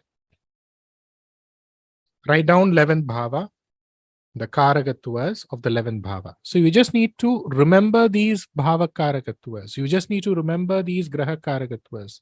This should be more than enough, which means the questions for your examinations will come only pertaining to what I'm telling you. Of course, you can dedicate your entire life towards Karakatwas. It will not go in vain. It will only reward you. It will only reward you, right? So 11th bhava. All of you done with your dinner? If you want me to wait, I'll wait. So the 11th bhava. Number 1, your elder sibling. Your elder sibling, that is the 11th bhava, right? Number 2, your uncle, which means what? Your father's younger brother is your 11th bhava. Why your father's younger brother? The 9th bhava is your father. So from 9th, what do you need to do? 1, 2, 3. So that becomes your younger brother. So your father's younger brother. So your uncle from the father's side, who? Your father's younger brother, not your elder brother, becomes the 11th bhava. Number 3, labha, profit. That is earnings. That is the 2nd bhava. That is profit. That is the 11th bhava. Number 4, great desire. Not desire, great desire. So can you call great desire greed? No. See, all of us have great desires, right? But do all desires get fulfilled? No, all desires don't get fulfilled. That is why the 11th bhava or the 11th of the Kala Purusha is considered as the Badaga Sthana, right? So you have the Shara Rashi, the Sthira Rashi, and the Ubaya Rashi. So for all the Sara Rashi, right? So you have the Shara Rashi, which is Sthira, Ubaya. So you just go in this order. Shara, Sthira, Ubaya. Right? So for all the Shara Rashis, where the Kala Purusha starts with the Shara Rashi, the 11th bhava becomes the Badaga. What is Badaga? Badaga is one that creates problem, which means it will give and it will take. It will take and it will give. There is a movie in Tamil called Mudalvan, right? It's based on a person who's given the opportunity to become a one-day chief minister of the state. So in that there is a dialogue. Which means what? He will create the problem and he will remove the problem. So that is what the Badaka does, which means every human being, every evolution starts with great desire. Like for example, every day morning I have to get up. I have 2 cows. The first cow's name is Gomati. The second cow's name is Lakshmi. So my job is to milk my cows, right? So early in the morning, the mind will be wandering here and there. So at times, what I would think? 2 cows. What if these 2 cows become 50 to 100 cows? I would start one dairy farm. I would start selling milk on wholesale, retail. I would start selling ghee, butter. I would become like Varghese Kurian or Chandramohan, Hatson Chandramohan. Right? Hatson is a big producer of milk products in Tamil Nadu. So these are all desires. Will my desire get fulfilled? No. At my level, I will just stick on with 2 cows. So 10 years afterwards also, if you come, I will be with those 2 cows. I would be with those 2 cows. I would be taking the same astrology class. So all desires don't get fulfilled. That is why it is considered as a badaka. But nonetheless, for some people, I would want all your desires to come fulfilled in life. Desires do get fulfilled, right? That is the reason, that's the reason we have something called as hope, right? If there is something called as hope, right? The 5th bhava. The 7th is the 11th bhava, which automatically means what? Somewhere, if humanity is moving around hope, then there has to be something to do with desire.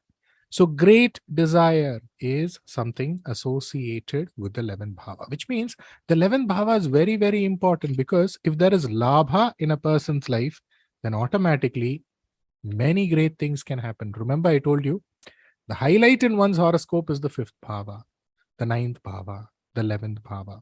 Right? Number 5, your friends. See, remember I told you, the 7th bhava also indicates friends. The 11th bhava also indicates friends. Let's say 2 people are talking with each other, or you're in a company, you're in a group. Let's say this is an astrological group. You get to know each other. That is friendship. That is 11th bhava. But if both of you join together, let's say 2 people in this group join together, they start a business. This person goes to that person's house. That person goes to this person's house.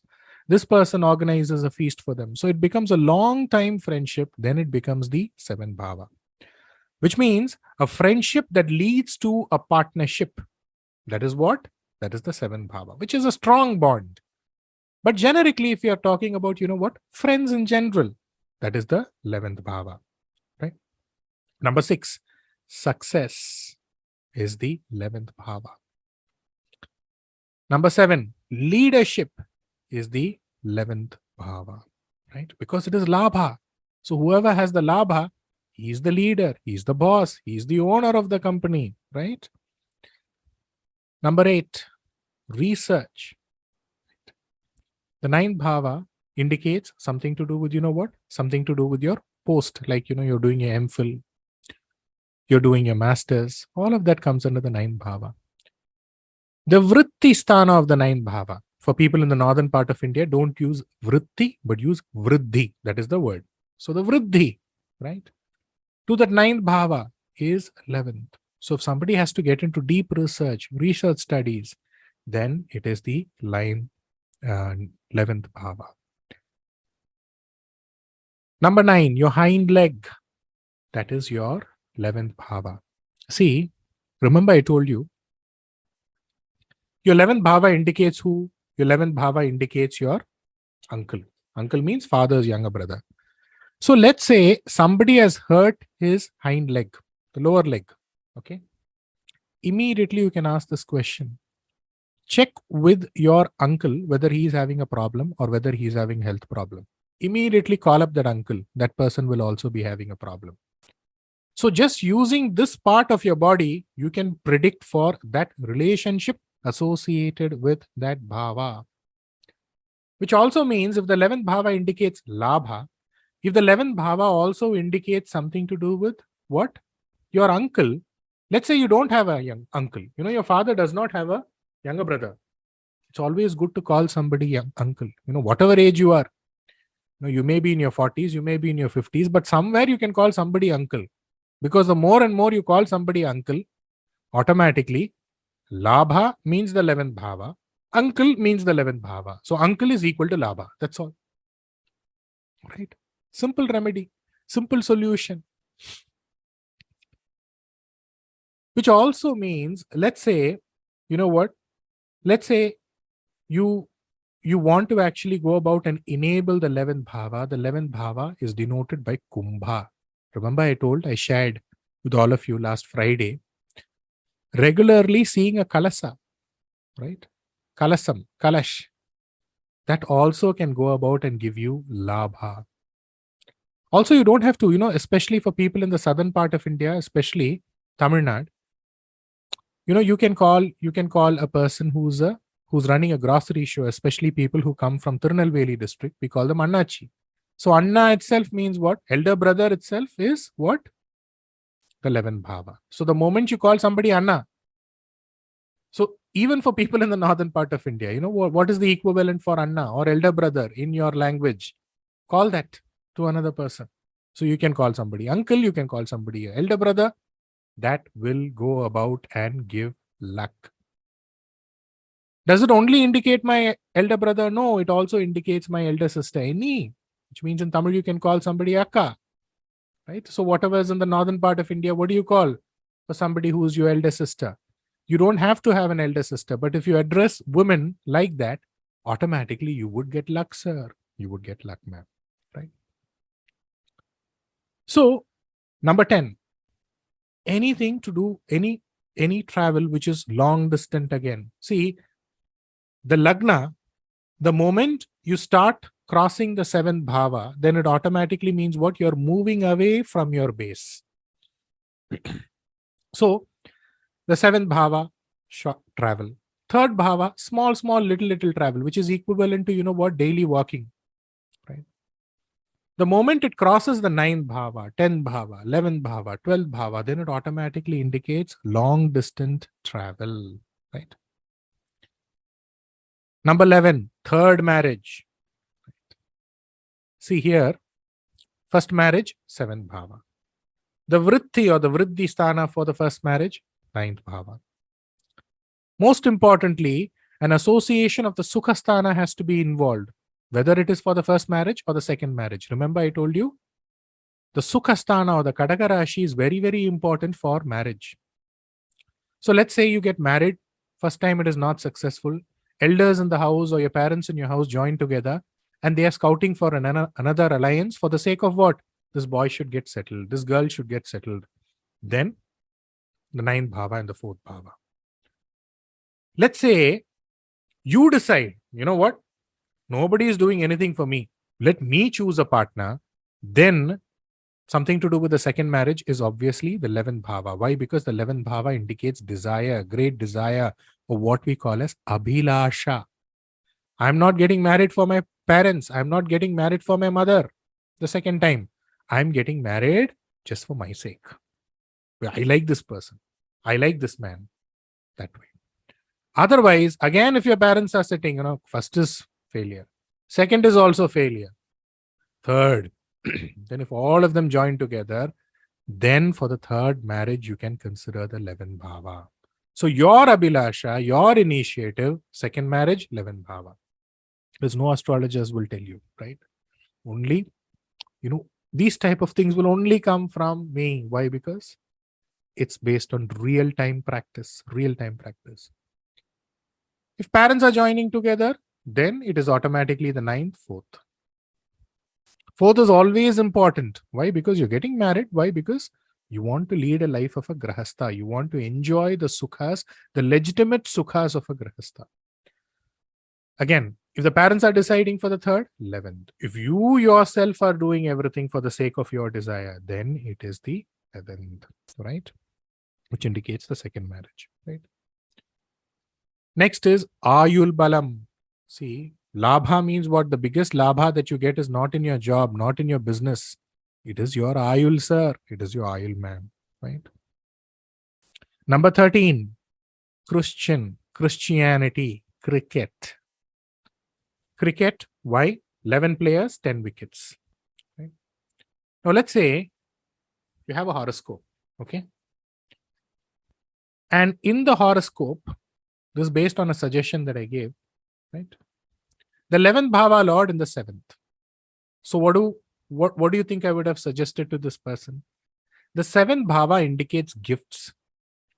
The 11th bhava indicates what I told you now, cricket. So what did I tell this person? Go donate, donate cricket bat, cricket equipments to young boys who are playing cricket. He donated.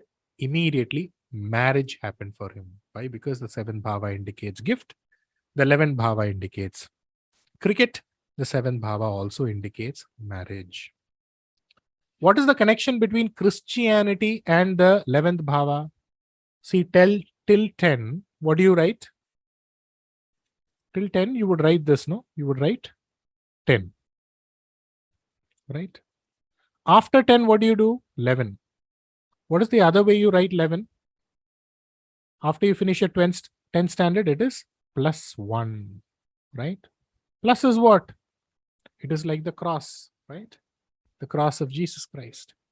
So the 11th bhava is associated with Christianity. And this you can try. You can try. Real time, you can actually go about and predict. The 11th bhava lord in the 10th bhava, they would be working in an organization where the MD, manager, director, he would be a Christian, or the company itself would be a Christian company. The 11th bhava lord in the Lagna, ask them this question: do you like cakes? Why cakes? Because Christians, they like cakes, they make cakes, they bake cakes, right?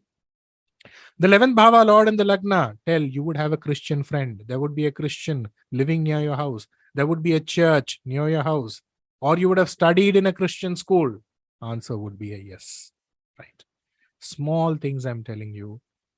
These small things you start doing and you would be able to make some amazing predictions, and people would not know how you made these predictions, right? The 11th bhava lord, when it gets strong, they would start from a lower position and they would go to a higher position. By from Lagna, it has to travel to the 11th bhava, no? It takes time, right? Leadership would come searching them, which means they don't have to go after leadership roles. Leadership roles would come to them. But the only thing is, it would happen at a little later stage in life. Why? Because 11th, away from the Lagna, right? They would have a good, great friend circle, number 3. Number 4, they would go to a foreign land, they would go abroad, they would go on foreign journeys, and they would attain name and fame. Number 5, they would be inclined spiritually and religiously. Number 6, they would go on planning. Why? Because remember I told you, the 5th bhava. The 7th from 5th is the 11th bhava. So they would go on planning. Some plan for what? For labha, for success, right? Number 7, they would have a lot of travels, lot of journey. Number 11, if the 11th bhava lord, or if the 11th bhava, don't put 11th bhava lord, if the 11th bhava is weak, right? Number 1, there is no elder brother, there is no uncle. If there is an elder brother or if there is an uncle, the relationship is bad or their state in life is bad. That's all, right? So number 1, there is no elder brother, there's no uncle. Number 2, if there is an elder brother, if there is an uncle, their life, their quality of life is bad. Right? Number 4, the person, we're talking about the person, not the uncle here, not the elder brother here, would have problems associated with their legs, the lower portion of the legs, which is what? The knees, the hind legs. Right? Number 5, the person would have to work extremely hard, same, but they won't be able to go to that next level, or they wouldn't be able to attain success. Or to attain success, they would have to put a lot of work, small, minimal success. Number 6, they won't get the labha as they desire or the profit as they desire. Profit does not mean that you have to run a business. Anything that you think as a labha, anything that you have as a great desire or a desire. Right? Number 7, they would have an idea or they would have a thought to convert or to actually change their religious beliefs. Why? Because the 7th from the 5th. Number 5, a lot of people who have a short life expectancy do have the 11th bhava, which is not very, very strong in the horoscope. Right? Number 9, there are a few people who have, who have handicaps, especially below their knees. So people who have lost their legs, especially below the knees, the 11th bhava would have been afflicted.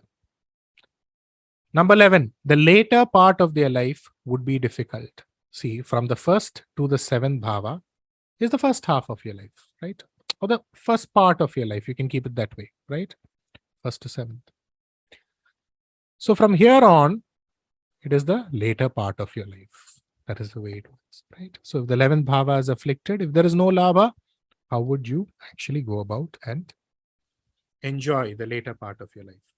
So Karakatwas are extremely important, and just using the body parts itself, your body part, what problem is there, with that you can actually predict for the relations, right?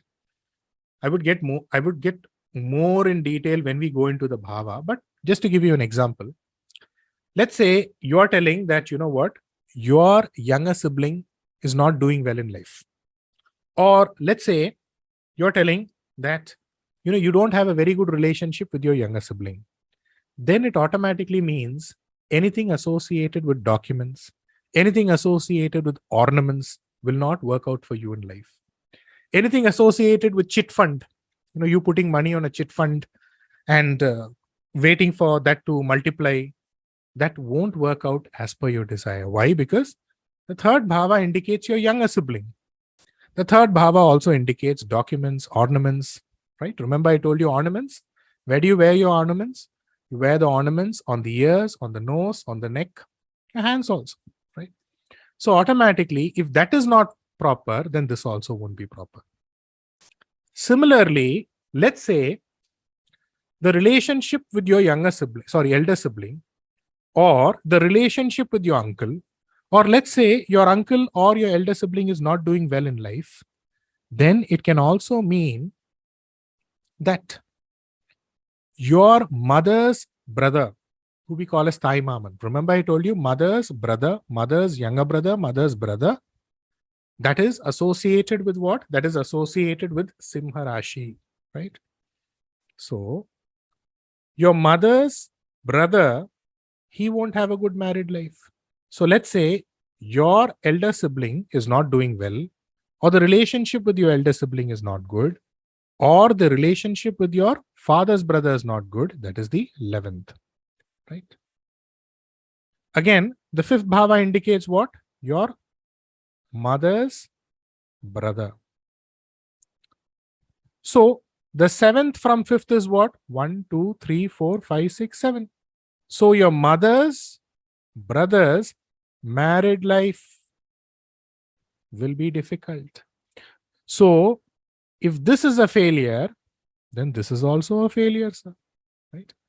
So the 5th, 7th automatically won't be good, right? Not this is a failure. Remember, I'm not talking about this is a failure. The 7th from the 5th. So immediately don't say that, what? Child will have problems. But let's say the 5th indicates your child. So if your 11th bhava is weak, your child's marriage won't be good. Which means, let's say you had an elder brother, you had an elder sister, you didn't have a good relationship with her, or she didn't lead a good life, then it automatically means your child's marriage won't be good. Your uncle, which means what? Your maternal uncle's married life won't be good. These are the beautiful ways. How many seconds are you going to take? 5 seconds you can start predicting, and they would get stunned. Just by glancing at a horoscope itself, you can go about and tell this. Why? Because the rule is what? Simha Rashi indicates your maternal uncle, right?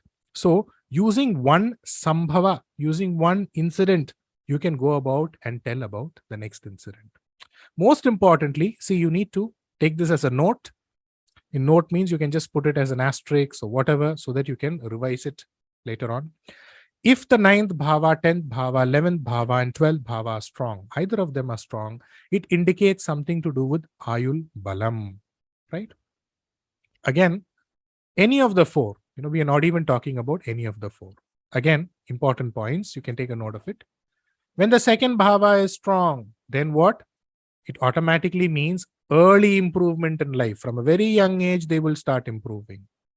If the fourth bhava is strong, then it automatically means what? Early, middle age. Between that, they would improve. If the fifth bhava is strong, middle age onwards, they would improve in life. If the seventh bhava is strong, after the middle age, especially after they get married, they would improve in life. If the fifth bhava is strong, again go back, after the birth of the child, they would improve in life. If the ninth bhava is strong, then it automatically means a delayed improvement in life. See, the ninth bhava is a Shubha bhava, but nonetheless, it is operating based on support. And the ninth bhava is away from the lagna, which means what? A delayed improvement, but guaranteed improvement, right? Now, one thing that you need to keep in mind here is, throughout this session, I'm using Kala Purusha because it's very, very important to understand Kala Purusha. The moment you understand Kala Purusha, making predictions is like magic, right? But here there is one thing, when we do a Bhavat Bhava, let's say 1, 2, 3, 4, 5, 6, 7, 8, 9, 10, 11, 12. The fourth Bhava I told you is your mother, my mother, right? The ninth Bhava is what? My father, your father. Which means my mother's, right? My mother's husband, which means what? 1, 2, 3, 4, 5, 6, 7. So my mother's husband, who is my father, should be the 10th bhava. Why is it that my mother's husband, your mother's husband, who's our father in general, right, is the 9th bhava? So here there are two concepts associated. Why it is the 9th bhava and not the 10th bhava is, number one, you have male Rashi, female Rashi. Male, M-A-L-E. Male, female, male, female, male, female, male, female, male, female. So since the 10th bhava is a female Rashi and not a male Rashi, automatically the 9th bhava is considered for the father. This is one part. The next beautiful logic that you need to understand is, throughout the Parihara session, what I was telling you, if there is a problem, the solution to that problem is in the 9th from that bhava. Later on in this class, as the predictive astrology class started, you should also look into the 7th bhava. This is one concept. You also need to understand one important thing here. The secret to each bhava lies in the 8th from that bhava, right? So if the 9th bhava is my father, who is going to give me that secret to that bhava? Start counting. 1, 2, 3, 4, 5, 6, 7, 8. So remember, today we have something called as, I will do this genetic test, this test, that test. But when you're born, who's giving you the secret to this is the father? The mother would point towards our father. There is, she would point at the father and say, look, he's your dada, he's your father, he's your appa, call him appa. So the only person who knows the secret here is the mother. So the secret to who your father is in the 4th bhava, which indicates my mother, right? So automatically the secret to your father is in your mother. The 9th, 8th, from the 9th, 4th. So automatically the 9th bhava becomes the bhava which indicates the father. This is a small clue. Of course, when I have time, I would discuss the Kala Purusha in detail. Like this, you can look at the secrets for each and every bhava. What is the 8th for the 10th? What is the 8th for the 11th? That would give you the secret, the hidden secret to that bhava, right? So that is the way it ideally works, right? Again, you also need to keep this in mind. See, the 4th bhava indicates my mother. The 4th bhava indicates your mother. The 9th bhava indicates your father, right? Again, we are talking about a Shashtashtaka, which means 1, 2, 3, 4, 5, 6. 6. 1, 2, 3, 4, 5, 6, 7, 8. This is called a Shashtashtaka, which means a simple logic that we need to understand here is if there is somebody called as father and mother, then it automatically means something to do with quarrel is naturally there between the father and mother. Father and mother means they need to keep quarreling, right? I don't know about, in your house or my house, any house, in front of our father, the mother would respect. As soon as the father is out of the house, immediately she would start. The day I came into this house, my mother-in-law, this lady, that lady, this person in the family, your father, they would start, right? Which means this is a history, which means every time, even if you're talking about the Puranas, even if you're talking about the life of Shiva Parvati, how many times Parvati gets angry and leaves Parameshwara. So if that is the case with Shiva Parvati, then it automatically means husband wife means father mother means there is automatically a quarrel, right? Something that you can note. Again, when it comes to the fifth bhava, remember the fifth bhava also indicates religion, spirituality, 50%. The ninth bhava also indicates religion, spirituality. Now that becomes 75%.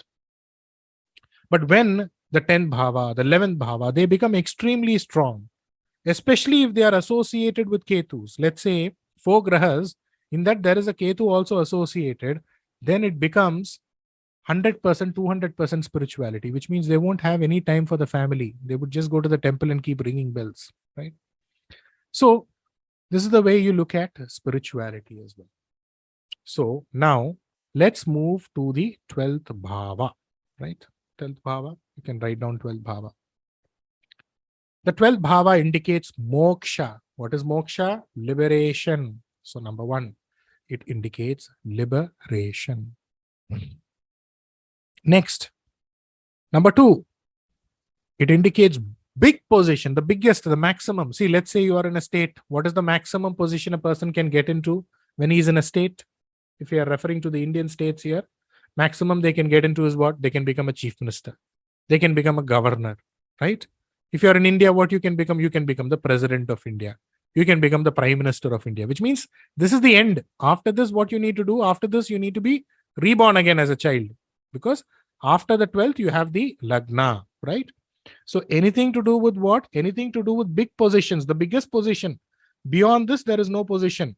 Then automatically, something to do with what? The 12th bhava. Right? Again, the 12th bhava indicates moksha. So when a person passes on, what do we say? He's gone to Kailasha. He has gone to Shivaloka, right? He has gone to Vaikunta, right? That is the way we say, right? Which means beyond this, there is no place you can go to. So that is the 12th bhava, right? Next is travel. Long travel, long journey is the 12th bhava. For long travel, what do you need? You need your foot. So your foot, right? Feet is different, foot is different. What is your padha, right? Padam is your 12th bhava. Foreign countries. Foreign countries means really distant countries. Why? Because away from the Lagna, completely opposite. Away, not opposite, completely away from the Lagna. So automatically, anything to do with foreign travel, foreign journey, foreign land, foreign places, all of this is the 12th bhava. Right? Number 7, your second job is your 12th bhava. Why? You have the 12th bhava here. You have the 10th bhava here. So the vritti or the vridhisthana for the 10th bhava, which is 1, 2, 3, becomes the 12th bhava. Right. Number 8.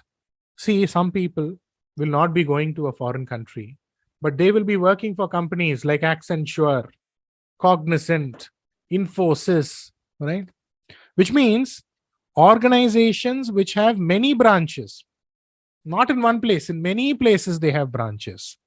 That is all associated with the 12th bhava, which means it has an overseas branch. They will have a company here, they will have a branch in Singapore, they will have a branch in London, they will have a branch in Bangalore, Chennai, all over the place, right? Number 9, The Brahma Muhurta is the 12th bhava, which means from 3 to 5 o'clock. 3 to 5 o'clock. That's why the Brahma Muhurta is extremely important. This 3 to 5 o'clock is the 12th bhava of Meena Rashi. What happens in Meena Rashi? Guru or Jupiter gets into its own sign, and Venus gets into an exaltation. Two Shubha Grahas well positioned. That is why the Brahma Muhurta is considered to be very, very auspicious. Right? Night, when we are talking about the 9th bhava to the 10th bhava, or the 9th bhava and the 10th bhava, midnight. So midnight is your 9th bhava, midnight is your 10th bhava. Early morning after the Brahma Muhurta, that is the Lagna. So this 12th bhava is extremely important. Why? Because remember, we are talking about the Padham. Padham means what? Foot. It's very, very important to get the blessings from your Guru's feet, because you bow down to your Guru's feet. Right? There is Ramar Padam, which means what? Bharadan, he ruled over Rama's kingdom just using Rama's chappal, Sri Ram's chappal. So that is the might, that is the auspiciousness associated with one's foot, right? So the 12th bhava, you bow down, you touch the feet of your elders. You bow down, touch the feet of your guru, right? Number 11, Varaya, or anything to do with Varayam or expenses. Number 12, sleep. Right? Number 13, dukkha, which means if you don't have sleep, see, what is the time when your sleeping is at its peak? So obviously between 3 to 5, right? So let's say you don't sleep well, then next day morning you will be grumpy, which is dukkham, point 13. Point number 14, water. Point number 15, missing people, missing persons in the family. Remember, each and every point that I'm giving you, I'm keeping in mind that you're going to predict astrologically, you're going to predict using the horoscope, you're going to predict using what? Using Prashna also tomorrow. So all this would be very, very useful to you. 12th bhava, Meena Rashi, which Graha is there. The moment we get into the Rashi Karakatwa, which part is he missing? Where is he missing? Which time was he missing? 3 to 5. Like this, right? Number 16, imprisonment. Going to a jail. Number 18, crowd. The 12th bhava indicates moksha. So when a person passes on, what happens? When they are going to bury him, or when they are going to, when they are going to actually put a pyre or a funeral pyre, automatically the entire family would assemble. So anything associated with crowd is also the 12th bhava. Where else did we see, or where else did we see learn about the crowd? The 7th bhava. But the 7th bhava crowd is public. Here it is private, right? Number 19, Kumbhabhishegam, right? Kumbha is the 11th bhava. Kumbhabhishegam is the 12th bhava. Abhishegam is the 12th bhava, right? Any big puja, there is an abhishegam. When the person passes on also, what happens? You clean the body, right?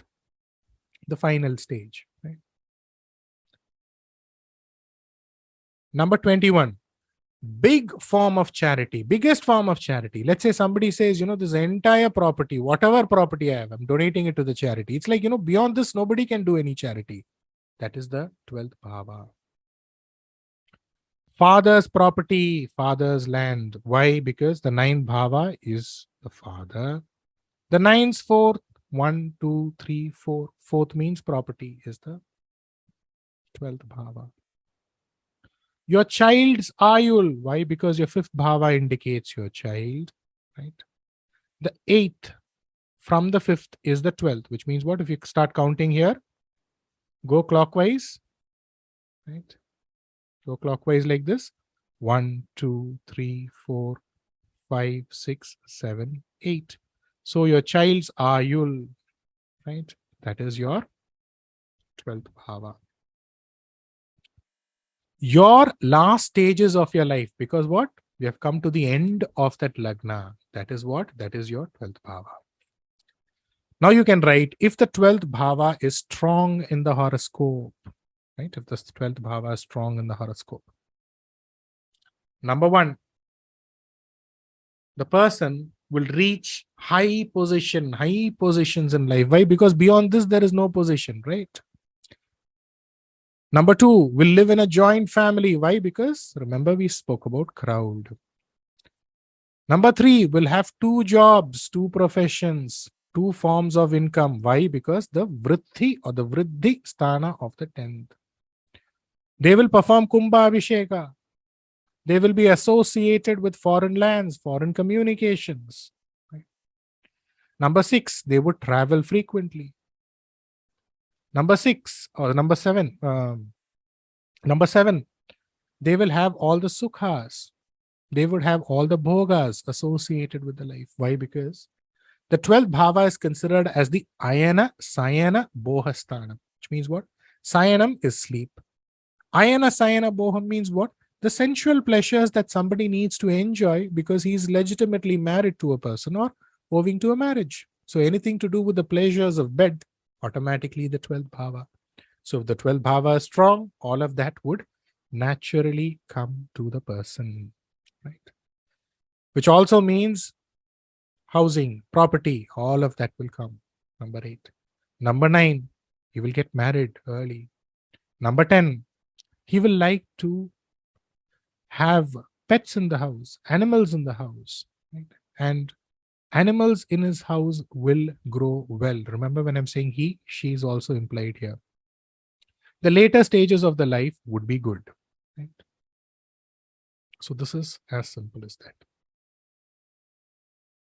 So each horoscope that you get, 4 words, 4 points you give, that itself should be more than sufficient, at least based on what we are learning this month, right? And all that you need to do for this is you just need to repeat this for 1 month. Whatever has been done, repeat it once, revise it once. Simply, while you're walking, while you're sitting down, repeat it. Once, twice, thrice, 4 times, it won't go away from your head, sir. It's as simple as that. And most importantly, keep 2-3 horoscopes in your family and then start looking. Then it would be completely inside your brain, right? It would be literally inscribed. Now, if the 12th bhava is not strong, if the 12th bhava is weak, then number 1, will not be able to sleep well. Right? Number 2, will have a lot of expenses. Right? Number 3, he will lead a hidden life. He will be away from his family, relatives. Number 4, the second job will give varaya or expenses. Number 5, he won't be able to enjoy his father's property. Right? Number 6, delayed marriage. Even after a marriage, there would be separation. Number 5, there would be one child, or he would lose a child, or there would be a surgery associated with a child. Number 6, the relationship between the husband and wife would be less, or the compatibility between the husband and wife would be very, very less, or it would be a love marriage, or it would be an intercaste marriage. So there is a problem itself, or there is a secrecy itself associated with the marriage. Why? Because one, either the compatibility is not there, or love marriage, or you get married from a different community or a different samudaya. Right? Number 7, would do night shifts or work during the night. Now, this is all that we have as far as the 12 bhavas are concerned.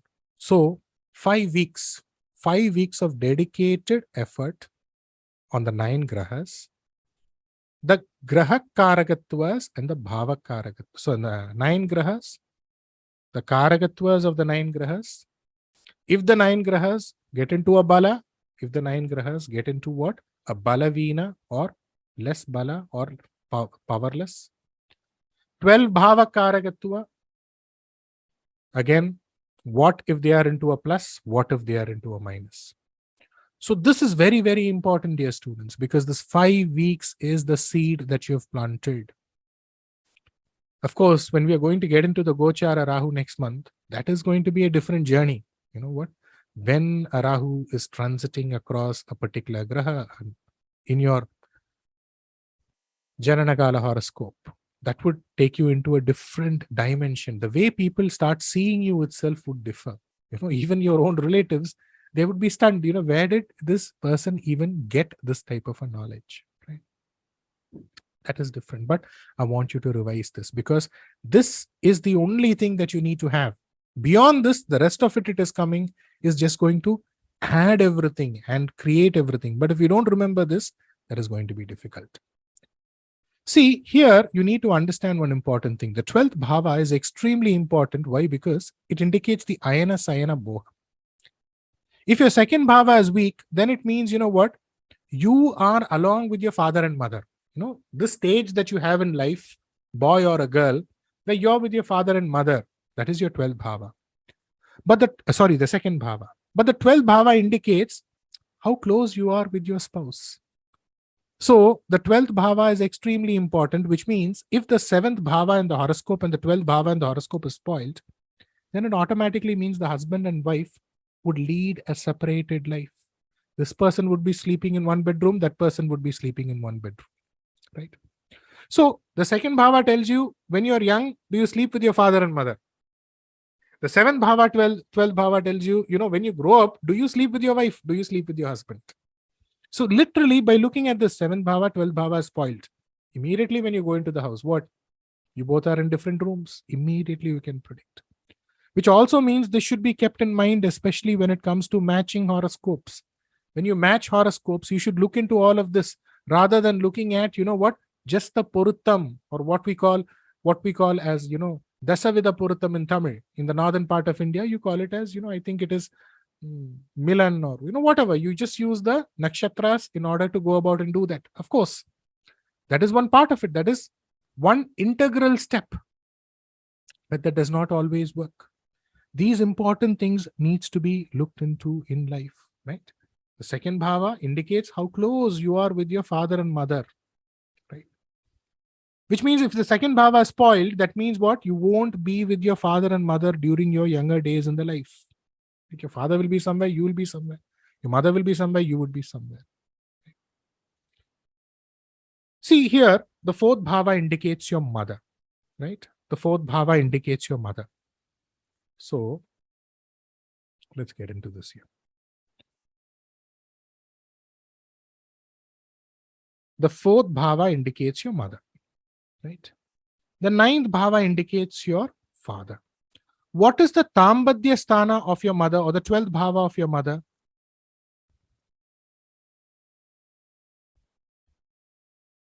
Sorry.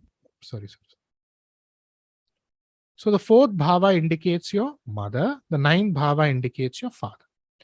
What is the Tambadya sthana, or the 12th bhava of the 4th, which is the mother, 3rd bhava, right?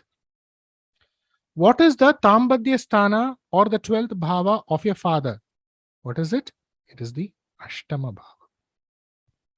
So let us say in your horoscope, the 3rd bhava, which is the Tambadya sthana for the mother, and the 8th bhava, which is the Tambadya sthana for the father, either of them, both or either of them, they are afflicted, then something to do with the compatibility between the father and the mother is not there. By looking at your horoscope, we can ideally go about and predict, right? And always keep this thing in mind. There is always a scope. Most of the horoscope, 100 horoscopes you get, maximum you will have both pluses and minuses. See, let's say for example, you have a Simha Lagna, right? You have a moon here, right? So put 1, 2, 3. I'm just going to do this 1, 2, 3 for a few classes. After that, all of you should understand. I'm especially doing it for the convenience of people in the northern part of India, so that you get accustomed to 4, 5, 6, 7, 8, 9, 10, 11, 12, right? So moon, the 12th bhava lord, is in the 12th. plus. Right? So when it comes to all the predictions that we just discussed about the 12th bhava, it becomes a plus. Right? Now let's say you have a Ketu here. Right? Sapavi. So now what do you need to say? You need to start with the minuses and then go with the pluses, which means what? Or you can start with the pluses, minuses, and then plus, which means what? How do we base the pluses and minuses? Which is at what degree? Let's say moon is at 15 degree. Ketu is at 20 degree. So I would start with the plus, then I would go with the minus. Now let's say Ketu is at 20 degree. Sorry. Ketu is at 15 degree. Moon is at 20 degree. I would start with the minus, then I would go with the plus, right? So this is how it should be, right? Again, moon is at 15 degree. Ketu is at 20 degree. Where am I referring to here? I'm just referring to this, which we discussed here. So now I'm going to start with the plus.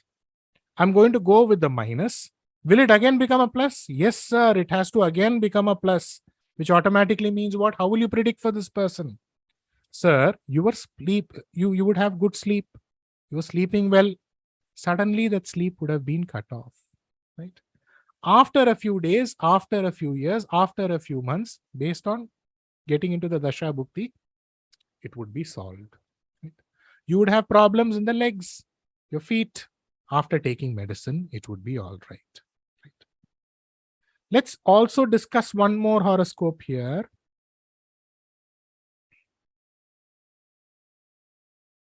We have a Rishabha Lagnam. Okay, let's say Rishabha Lagnam. Right. So let's put 1, 2, 3, 4, 5, 6, 7, 8, 9, 10, 11, 12. Right. So here, the 7th bhava is ruled by what? Is ruled by Mars.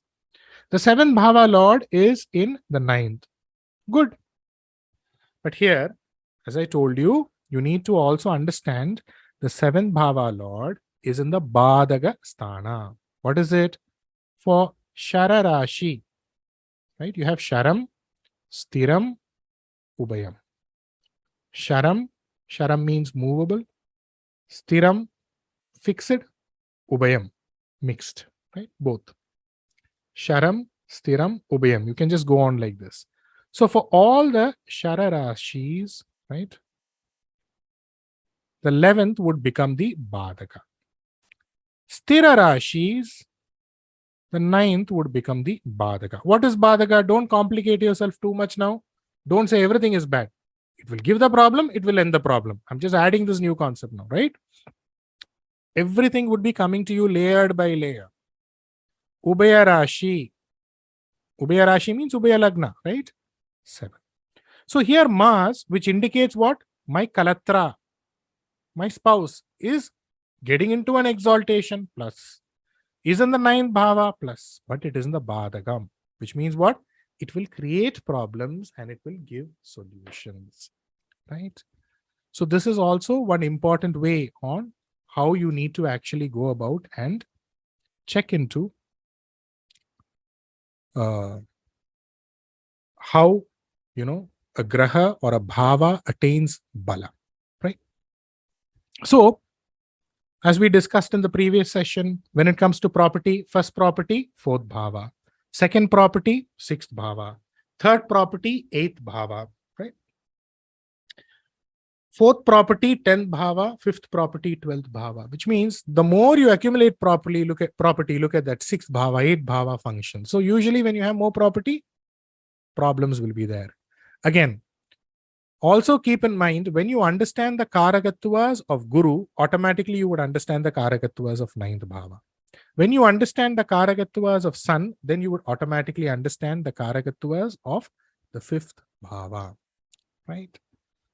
So now we are going to come to the end of the session, but as the end of the session comes itself, I would give you a highlight. Just let me get some water before that, and you can You need to draw a few charts and you would be able to, let's get into simple, sure shot, quick predictions that you can make just by glancing at a horoscope. But just give me 5 minutes, I will just get some water and come.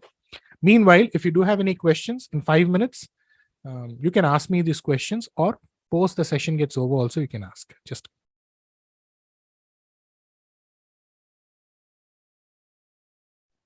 okay, let's start. Now, let me search some more. Meanwhile, anybody has any questions till now? Any questions? Okay. Now, recently, we had a student.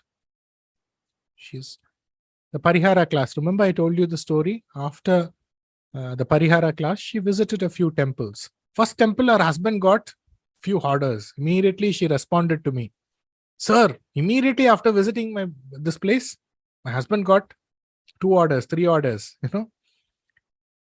I will update you, sir, immediately. Next place I'm going, I will update you." Immediately, she's calling up from the train. "Sir, I've lost all my ornaments, my belongings. Do something." Right? So this is for people. Who are the people who can easily lose their ornaments, documents?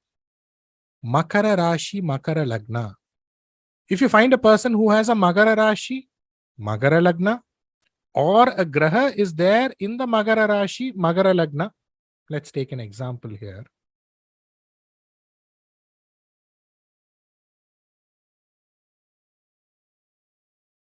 Okay.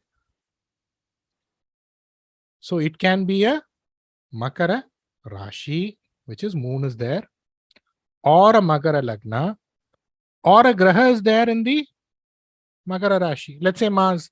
Mars gets exalted here. So you will give all highlights for Mars. You will have big land. Why? Because Mars gets exalted here, correct? Big property. Your sibling will be good. All of that is there. Okay, fine.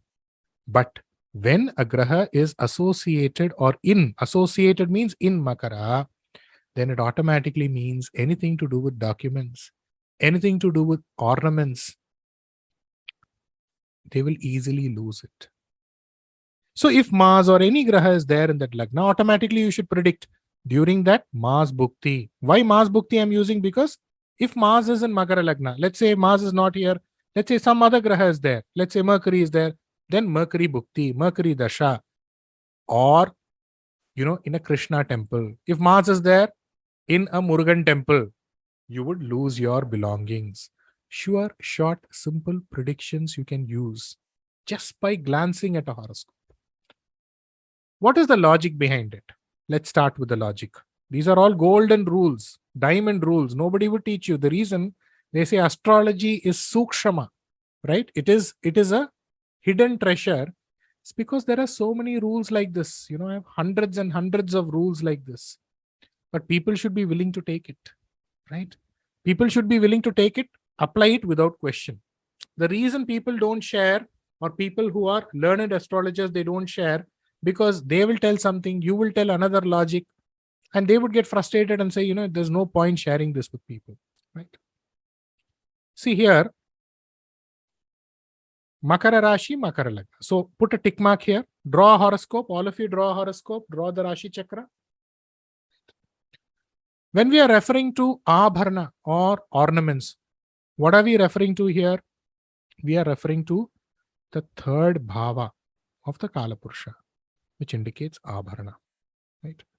What are the grahas which are associated with ornaments? Anybody? You've been through the session throughout. All of you should be able to say Sun and Guru. They represent gold, right? So what are the Rashis which rule Sun and Guru? Sun, Simha. Give a tick mark here, right? Again, Guru. Give a tick mark here. Because Guru, Dhanusha, Meena, ruled by Guru. Right? Again, when we are referring to Abharana or ornaments, what did I tell you? The third bhava of the Kalapurusha, right? So give a tick mark here, right? Now, Makara. Start counting. 2, 3. Durstana. 4, 5, 6, Dursthana. 7, 8, Dursthana. Dur means what? The hidden bhavas. 9, 10, 11, 12. So if you see for a Makara Rashi or a Makara Lagna, naturally all the sthanas which indicates documents, which indicates jewels, which indicates written form of document, you give anything to do with written form of document like check leaves, anything, bills, they would lose it. See, everybody loses something, but if there is somebody who's born to lose these little things, check leaves, I don't know where I kept the check leaf. Bill, I don't know where I forgot the bill. Or, I've pledged gold, I've forgotten to take the gold, I'm not able to take the gold. All this would come to people who have Makara Rashi, Makara Lagna, a Graha in the Makara Rashi, in the Makara Rashi, and it is running the Dasha. So the moment you see a Makara Rashi, Makara Lagna, predict this. The moment you see a Graha in Makara Rashi and he's going through the Dasha, tell them, you be safe with your ornaments. You be safe with gold. Don't pledge gold in bank, right? Automatically, this would be like a 100% rule. Again, you can go one step ahead. What is the Graha there in Makara Rashi? Let's say Mars. Say you would lose it on a Tuesday, right? Again, you also need to keep in mind, it does not only have to be let's say Mars is in Makara Rashi, right? It does not have to be Mars Dasha alone. Let's say there is a Graha and it is taking the Shara of Mars and it is going through that Dasha. Let's say a person, let's say Mars is here or any Graha is here, Mercury is here, something like that, okay? And let's say he's going through a Dasha of Guru or any Graha, let's say Sun, whatever you want. Sun is here and it is in Chittara Nakshatra, which is ruled by Mars. Then also he would lose. All right. Or let's say instead of that, some other Graha is there. Let's say, for example, Mercury is here, right? So let's say, Mercury is here and he or she is going through some Dasha. Let's say he's going through a Chandra Dasha and Chandra is in Kettai or Jyeshta Nakshatra, right? And he is going through what? A Chandra Dasha. Chandra would take the Shara of Mercury.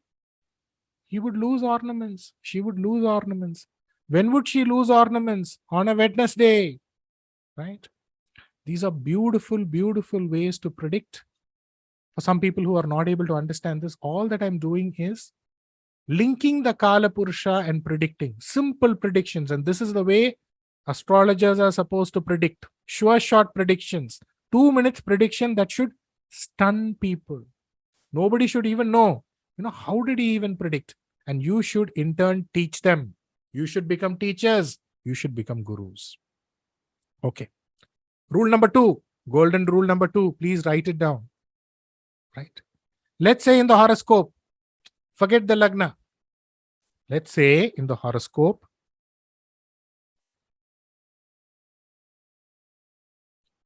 you see Sun in Kadaka.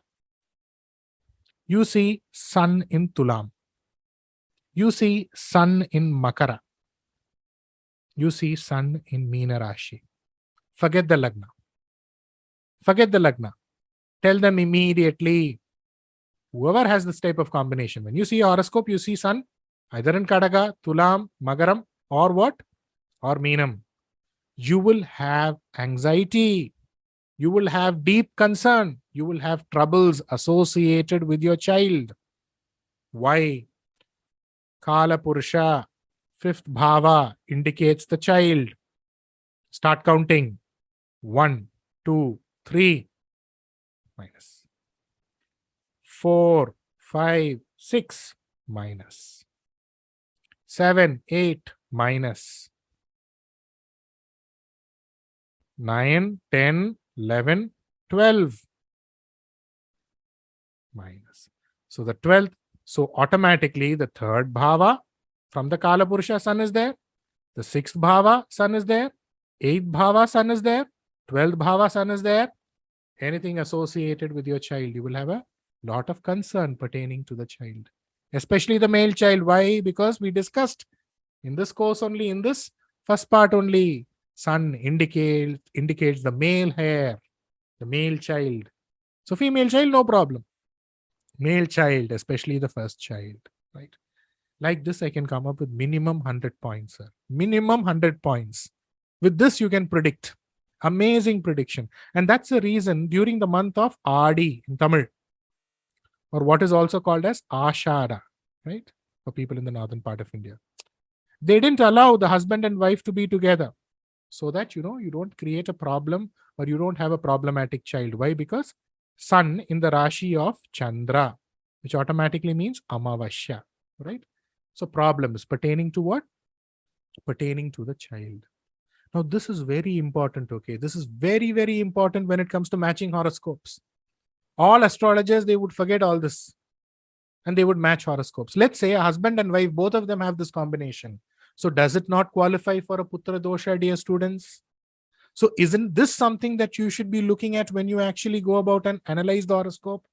Rather than looking at, this nakshatra, I will match it with that nakshatra, both of you get married. No, this is important, right? Okay, let's again look at another golden rule. Another golden rule, beautiful golden rule, right? Same, we are just going to be using the Kala Purusha, right? Let's say somebody who has a moon here, which means what? Mithuna Rashi. Moon here, which means what? Kanya Rashi. Moon here, Dhanusha Rashi, which means even if any of you are having these Rashis, you tell me now. We'll confirm. Moon here, Kumbha Rashi. This automatically means you would not be close with your mother. You won't get the love from your mother. Your mother would be separated from you. If you're saying that your mother is close to you, if you're saying that your mother is not separated from you, then it automatically means your mother would have sicknesses after sicknesses from the day that you are born, which means the arogya of the mother would be less. Again, in some people's cases, the mother would be like the second, it would be like, the second wife of the father. What is the logic here, sir? Madam, Kadagam, Karkadaga, Kala Purusha's fourth bhava, which indicates the Matrusthana, or the sthana which indicates mother. Start counting. 1, 2, 3. Maraivasthana, or what? The hidden house. 4, 5, 6. Hidden house. 7, 8. Hidden house. 9, 10, 11, 12. So, blind chart prediction. Anybody who has a Miduna, Rashi, Kanya Rashi, Dhanusha Rashi, Kumbha Rashi. This is a prediction. He comes to you, shows the horoscope, immediately predict. Immediately he will give money, put it in your pocket. That's it. Again, I am not equating money with astrology. How do you identify the value that you're creating to somebody? Right? So you're taking the Kala Purusha, mother's house, the bhava that denotes the mother is the fourth bhava. Right? Again, same thing you can predict for this per people. People who have Midunam, people who have Kumbham, people who have Kanya, people who have Dhanusha Rasi, most of them, even if they build a house, they would be living in rented property. Why? Because the fourth bhava does not just indicate your mother, sir. It indicates your property, right? They won't be able to enjoy their property. They will buy a house in Bombay, they will be living in Chennai, right? Again, when it comes to a woman's horoscope, the Garbhasthana, right? She would have issues pertaining to what? Her Garbhasthana. Which means what? Something to do with problems associated with bearing a child or problems associated with the uterus, right? Another golden rule, sir. Now we have checked for the mother. Why not the father also? For father, will we take son? No. Let's look at this here. Okay. In any horoscope, forget the lagna. You see Guru. Where do you see Guru? You see Guru in Rishabha. You see Guru here. Where?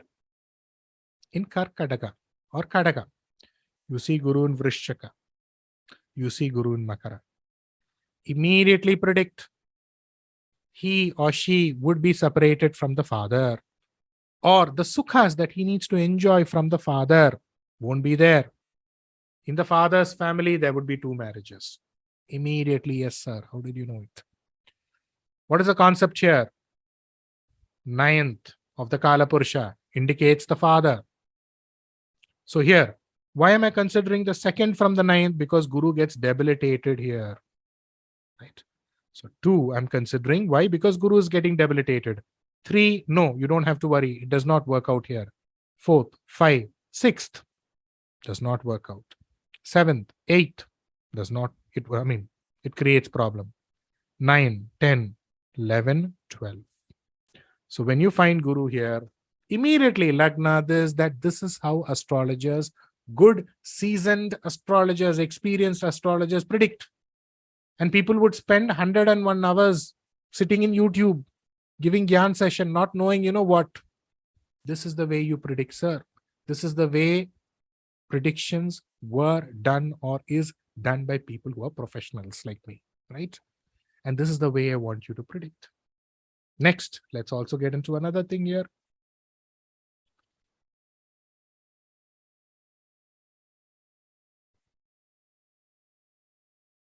Okay. So here,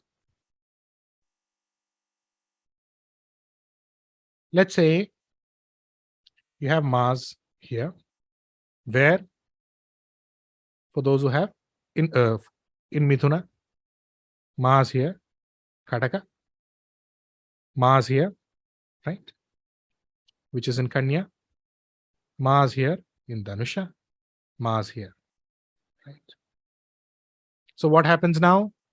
Anything to do with property, they will have slight problems, slight delays, difficulty in getting property. Don't tell they won't get property itself. Why? Because Mars in a Prithvi Rashi. So they will get property, right? Mars debilitated, but in the 4th from the Kala Purusha, they will get property. But there would be small problems associated with the property, right? Why? 4th indicates the property. Start 1, 2, 3, minus 4, 5, 6, minus 7, 8, minus 9, 10, 11, 12, minus. Simple ways to predict, sir. You don't have to rack your brains, right? Again, when it comes to documents,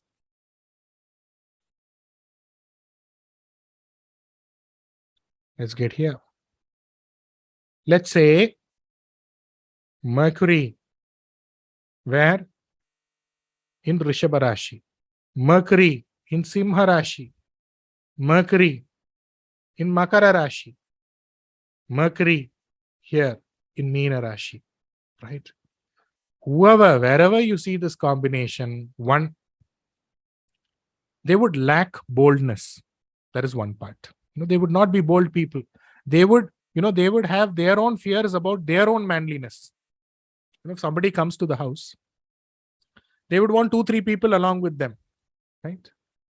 2, they will have problems associated with the records, associated with the ornaments. 1, I already told you, anything in Makara, it will create problems with ornaments. And anything like losing cellular phone, especially the first cellular phone, easily they would lose the cellular phone. What is the reason here? Here we need to understand Mercury, right?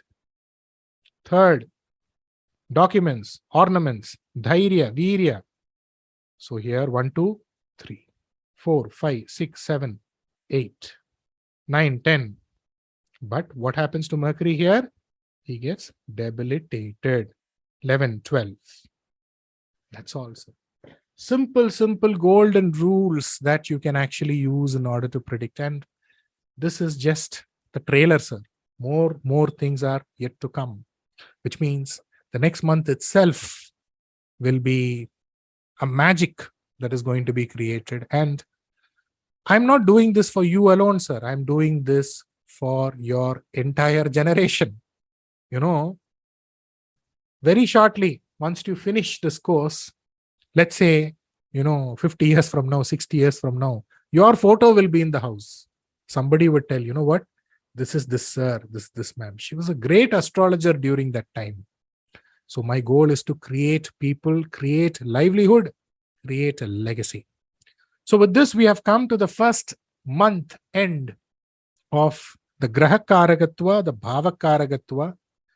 Next month, we are going to get into this magical journey of GOCHARA RAHU. And once you go through the GOCHARA RAHU, everybody would be amazed. They would be stunned because the snake is ready to raise its hood. And remember, I told you, a snake does not mean harm. It only means a subtle indication of so many things in life.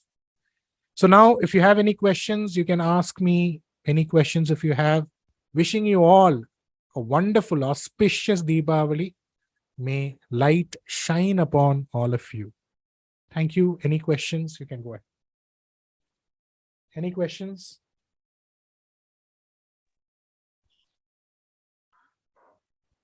One doubt.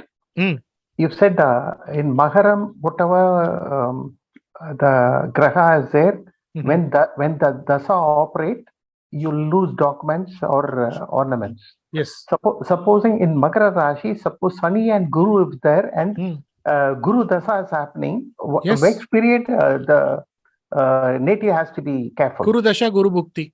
Guru Dasha, Guru Bhukti. Okay. Right, yeah.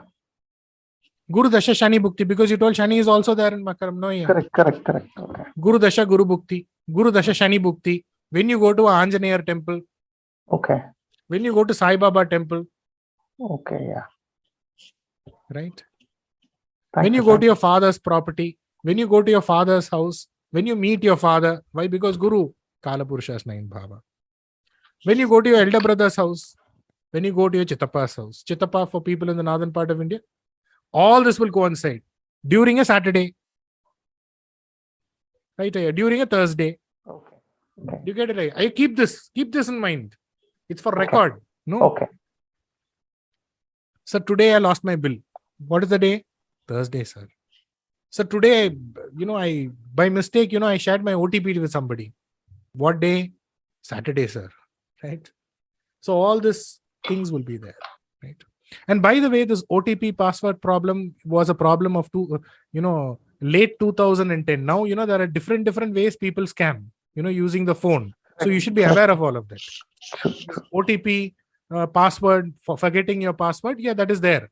But today there are different ways as to how they use things. So you need to navigate on that. They will tell you, press this link. You have won this. You are qualified for this. You'll be the first one to press this. And when will you do it? Saturday, Thursday, right? That is the way it works. Again, the whole idea of all of this is to make sure that you don't do it, right? That is the purpose of astrology. One more doubt. You said when you have more property, there is a more problem. When you have a fifth property, you'll have a more problem. Yeah. Can you explain that? The fourth bhava is my first property. It gives me sukha. I'm having one house. I'm happy. The second property is my sixth bhava. Because the vritti. Okay, let me just explain to you. That will be more interesting for everybody. Let me just connect the iPad again.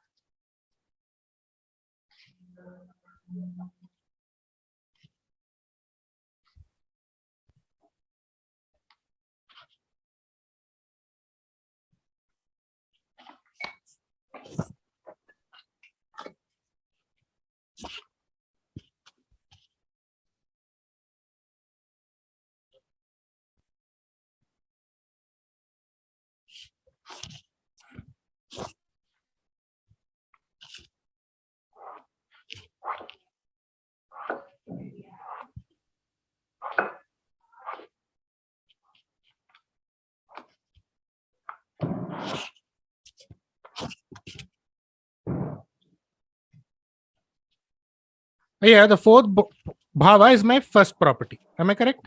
Okay. It is my sukha sthana. What is sukha? Okay. I have a house. I have a wife, I have a daughter, I'm staying, I'm happy. Now I have more money. What would I do? I don't have more money. Other people have more money. So automatically, the fourth vritti sthana, the third from any bhava, is called as the vritti or vriddhi for people in the northern part of India. Is my second property. So the sixth bhava has to be strong. Then only I will get the second property. Right? I got the second property, but the sixth bhava also indicates what? Enemies, loans, litigation. Oh, I have taken this loan, I need to pay. Oh, this person, what type of tenant is he? Is he going to take care of my property? Is he going to put a nail in all the walls? This will be there. Next, I have got the second property. Next, the vritti sthana is the eighth bhava. Eighth is strong, I've got my third property. Right? But the eighth also indicates disappointments. So naturally, the rule here is the more you accumulate, the more you get problems. Okay. But will you be able to manage it or not? Somewhere the sukha has to be strong. And somewhere this has to be strong, which means if it is strong, problems will come, you will be able to face them. That's it. Next is what? After this, again, what? My fourth property, 10th. Naturally, Mars exalted here.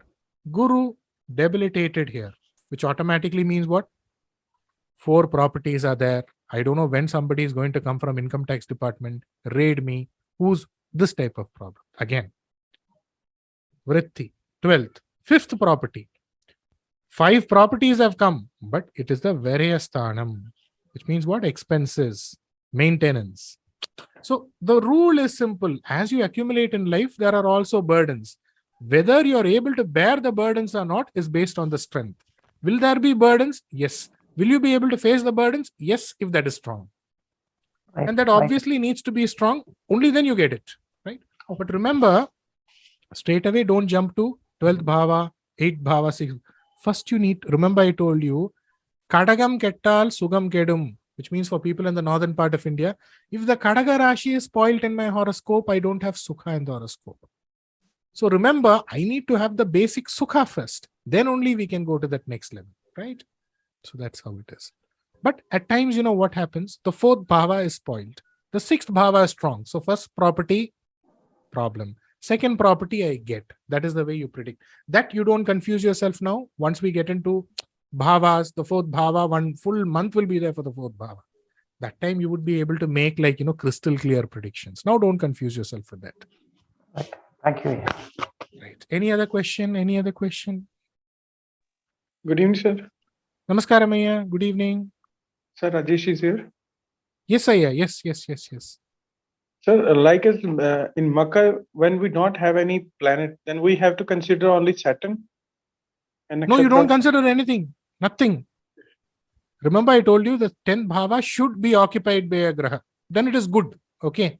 That is, if you are getting back to rule when we discussed about 10th bhava. Right? There should be some graha in the 10th bhava. Now, if there is no graha, obviously the bhava lord, that is Saturn. So I don't know with what context you're asking this question here. Remember in the 10th bhava, I spoke to you, there should be a graha in the 10th bhava. Are you asking me for that or what here? Or are you telling me in Makara Rashi, somebody loses things? Are you asking with that context? Yeah, I am asking in Makara Rashi. No, you don't have to consider. You won't. Oh, if you have a Makara Rashi, if you're born during the Makara Rashi. Ayya? Yes. Ayya, are you telling me that, you know what? I have Makara Rashi. That's what you're telling me? Somebody has Makara Rashi. Yeah. Yeah, if somebody has Makara Rashi, tell them you're born to lose. Lose means not lose everything. Makara Rashi people are supposed to be extremely practical people. When it comes to lose, you can tell, you know what, you're born to lose ornaments. Be careful about ornaments. You're born to lose documents. Be safe about documents. You will have problems because of your younger sibling. If you have a younger sibling, he will be a headache throughout your life. This is like, a standard predictions you make for Makara Rashi. So if you ask when, this is your life. There is no Dasha Bhukti for that. Do you get this? Only these 3 points. Don't tell you will lose in life. No. The Makara Rashi people can be extremely brilliant in the sense, very practical people. Right? They will take the responsibility for the entire house. But these 3 departments, ornaments, younger sibling, and something to do with documents. This will be a problem. That is how you predict. Okay, yeah. Both Okay. Thank you. Makara, Rashi and Makara Lagna. Standard prediction. As soon as you see the chart, no, tell. They will say yes, sir. Okay, sir. Right. First, you start with younger sibling. Do you have younger sibling? Ask them. That's it, gone. You will have a headache because of them. They will have problems. Life would be difficult for them. You will have difficulties because of them. Gold, ornaments, please don't pledge it in the bank. This is like standard prediction. You don't have to go to Dasha Bhukti for them. Okay. Right here. Any other question here? Any other question? Okay. First of all, wishing you an auspicious Deepavali. Thank you for spending your time, and see if you can bring in more people, bring in more students. Why? Because as we move on step by step, the continuity may be lost for people, those who are joining in later. So if there are people who are willing to learn, who have the desire to learn, or even if people have some willingness to do something with their lives, all of them are welcome. Bring them in. So wishing you a great week ahead. Most importantly, wishing you all light and regards. Thank you. Namaskaram. Namaste. Thank you, sir. Thank you. Thank you, Ayya. Thank you very Thank much. Wishing you happy Diwali, sir. Thank you, Ayya. Thank you. Wish you a very happy Diwali. Thank you, Ayya. Thank you. Happy Diwali, sir. Thank you, ma'am. Thank you, ma'am. Thank you.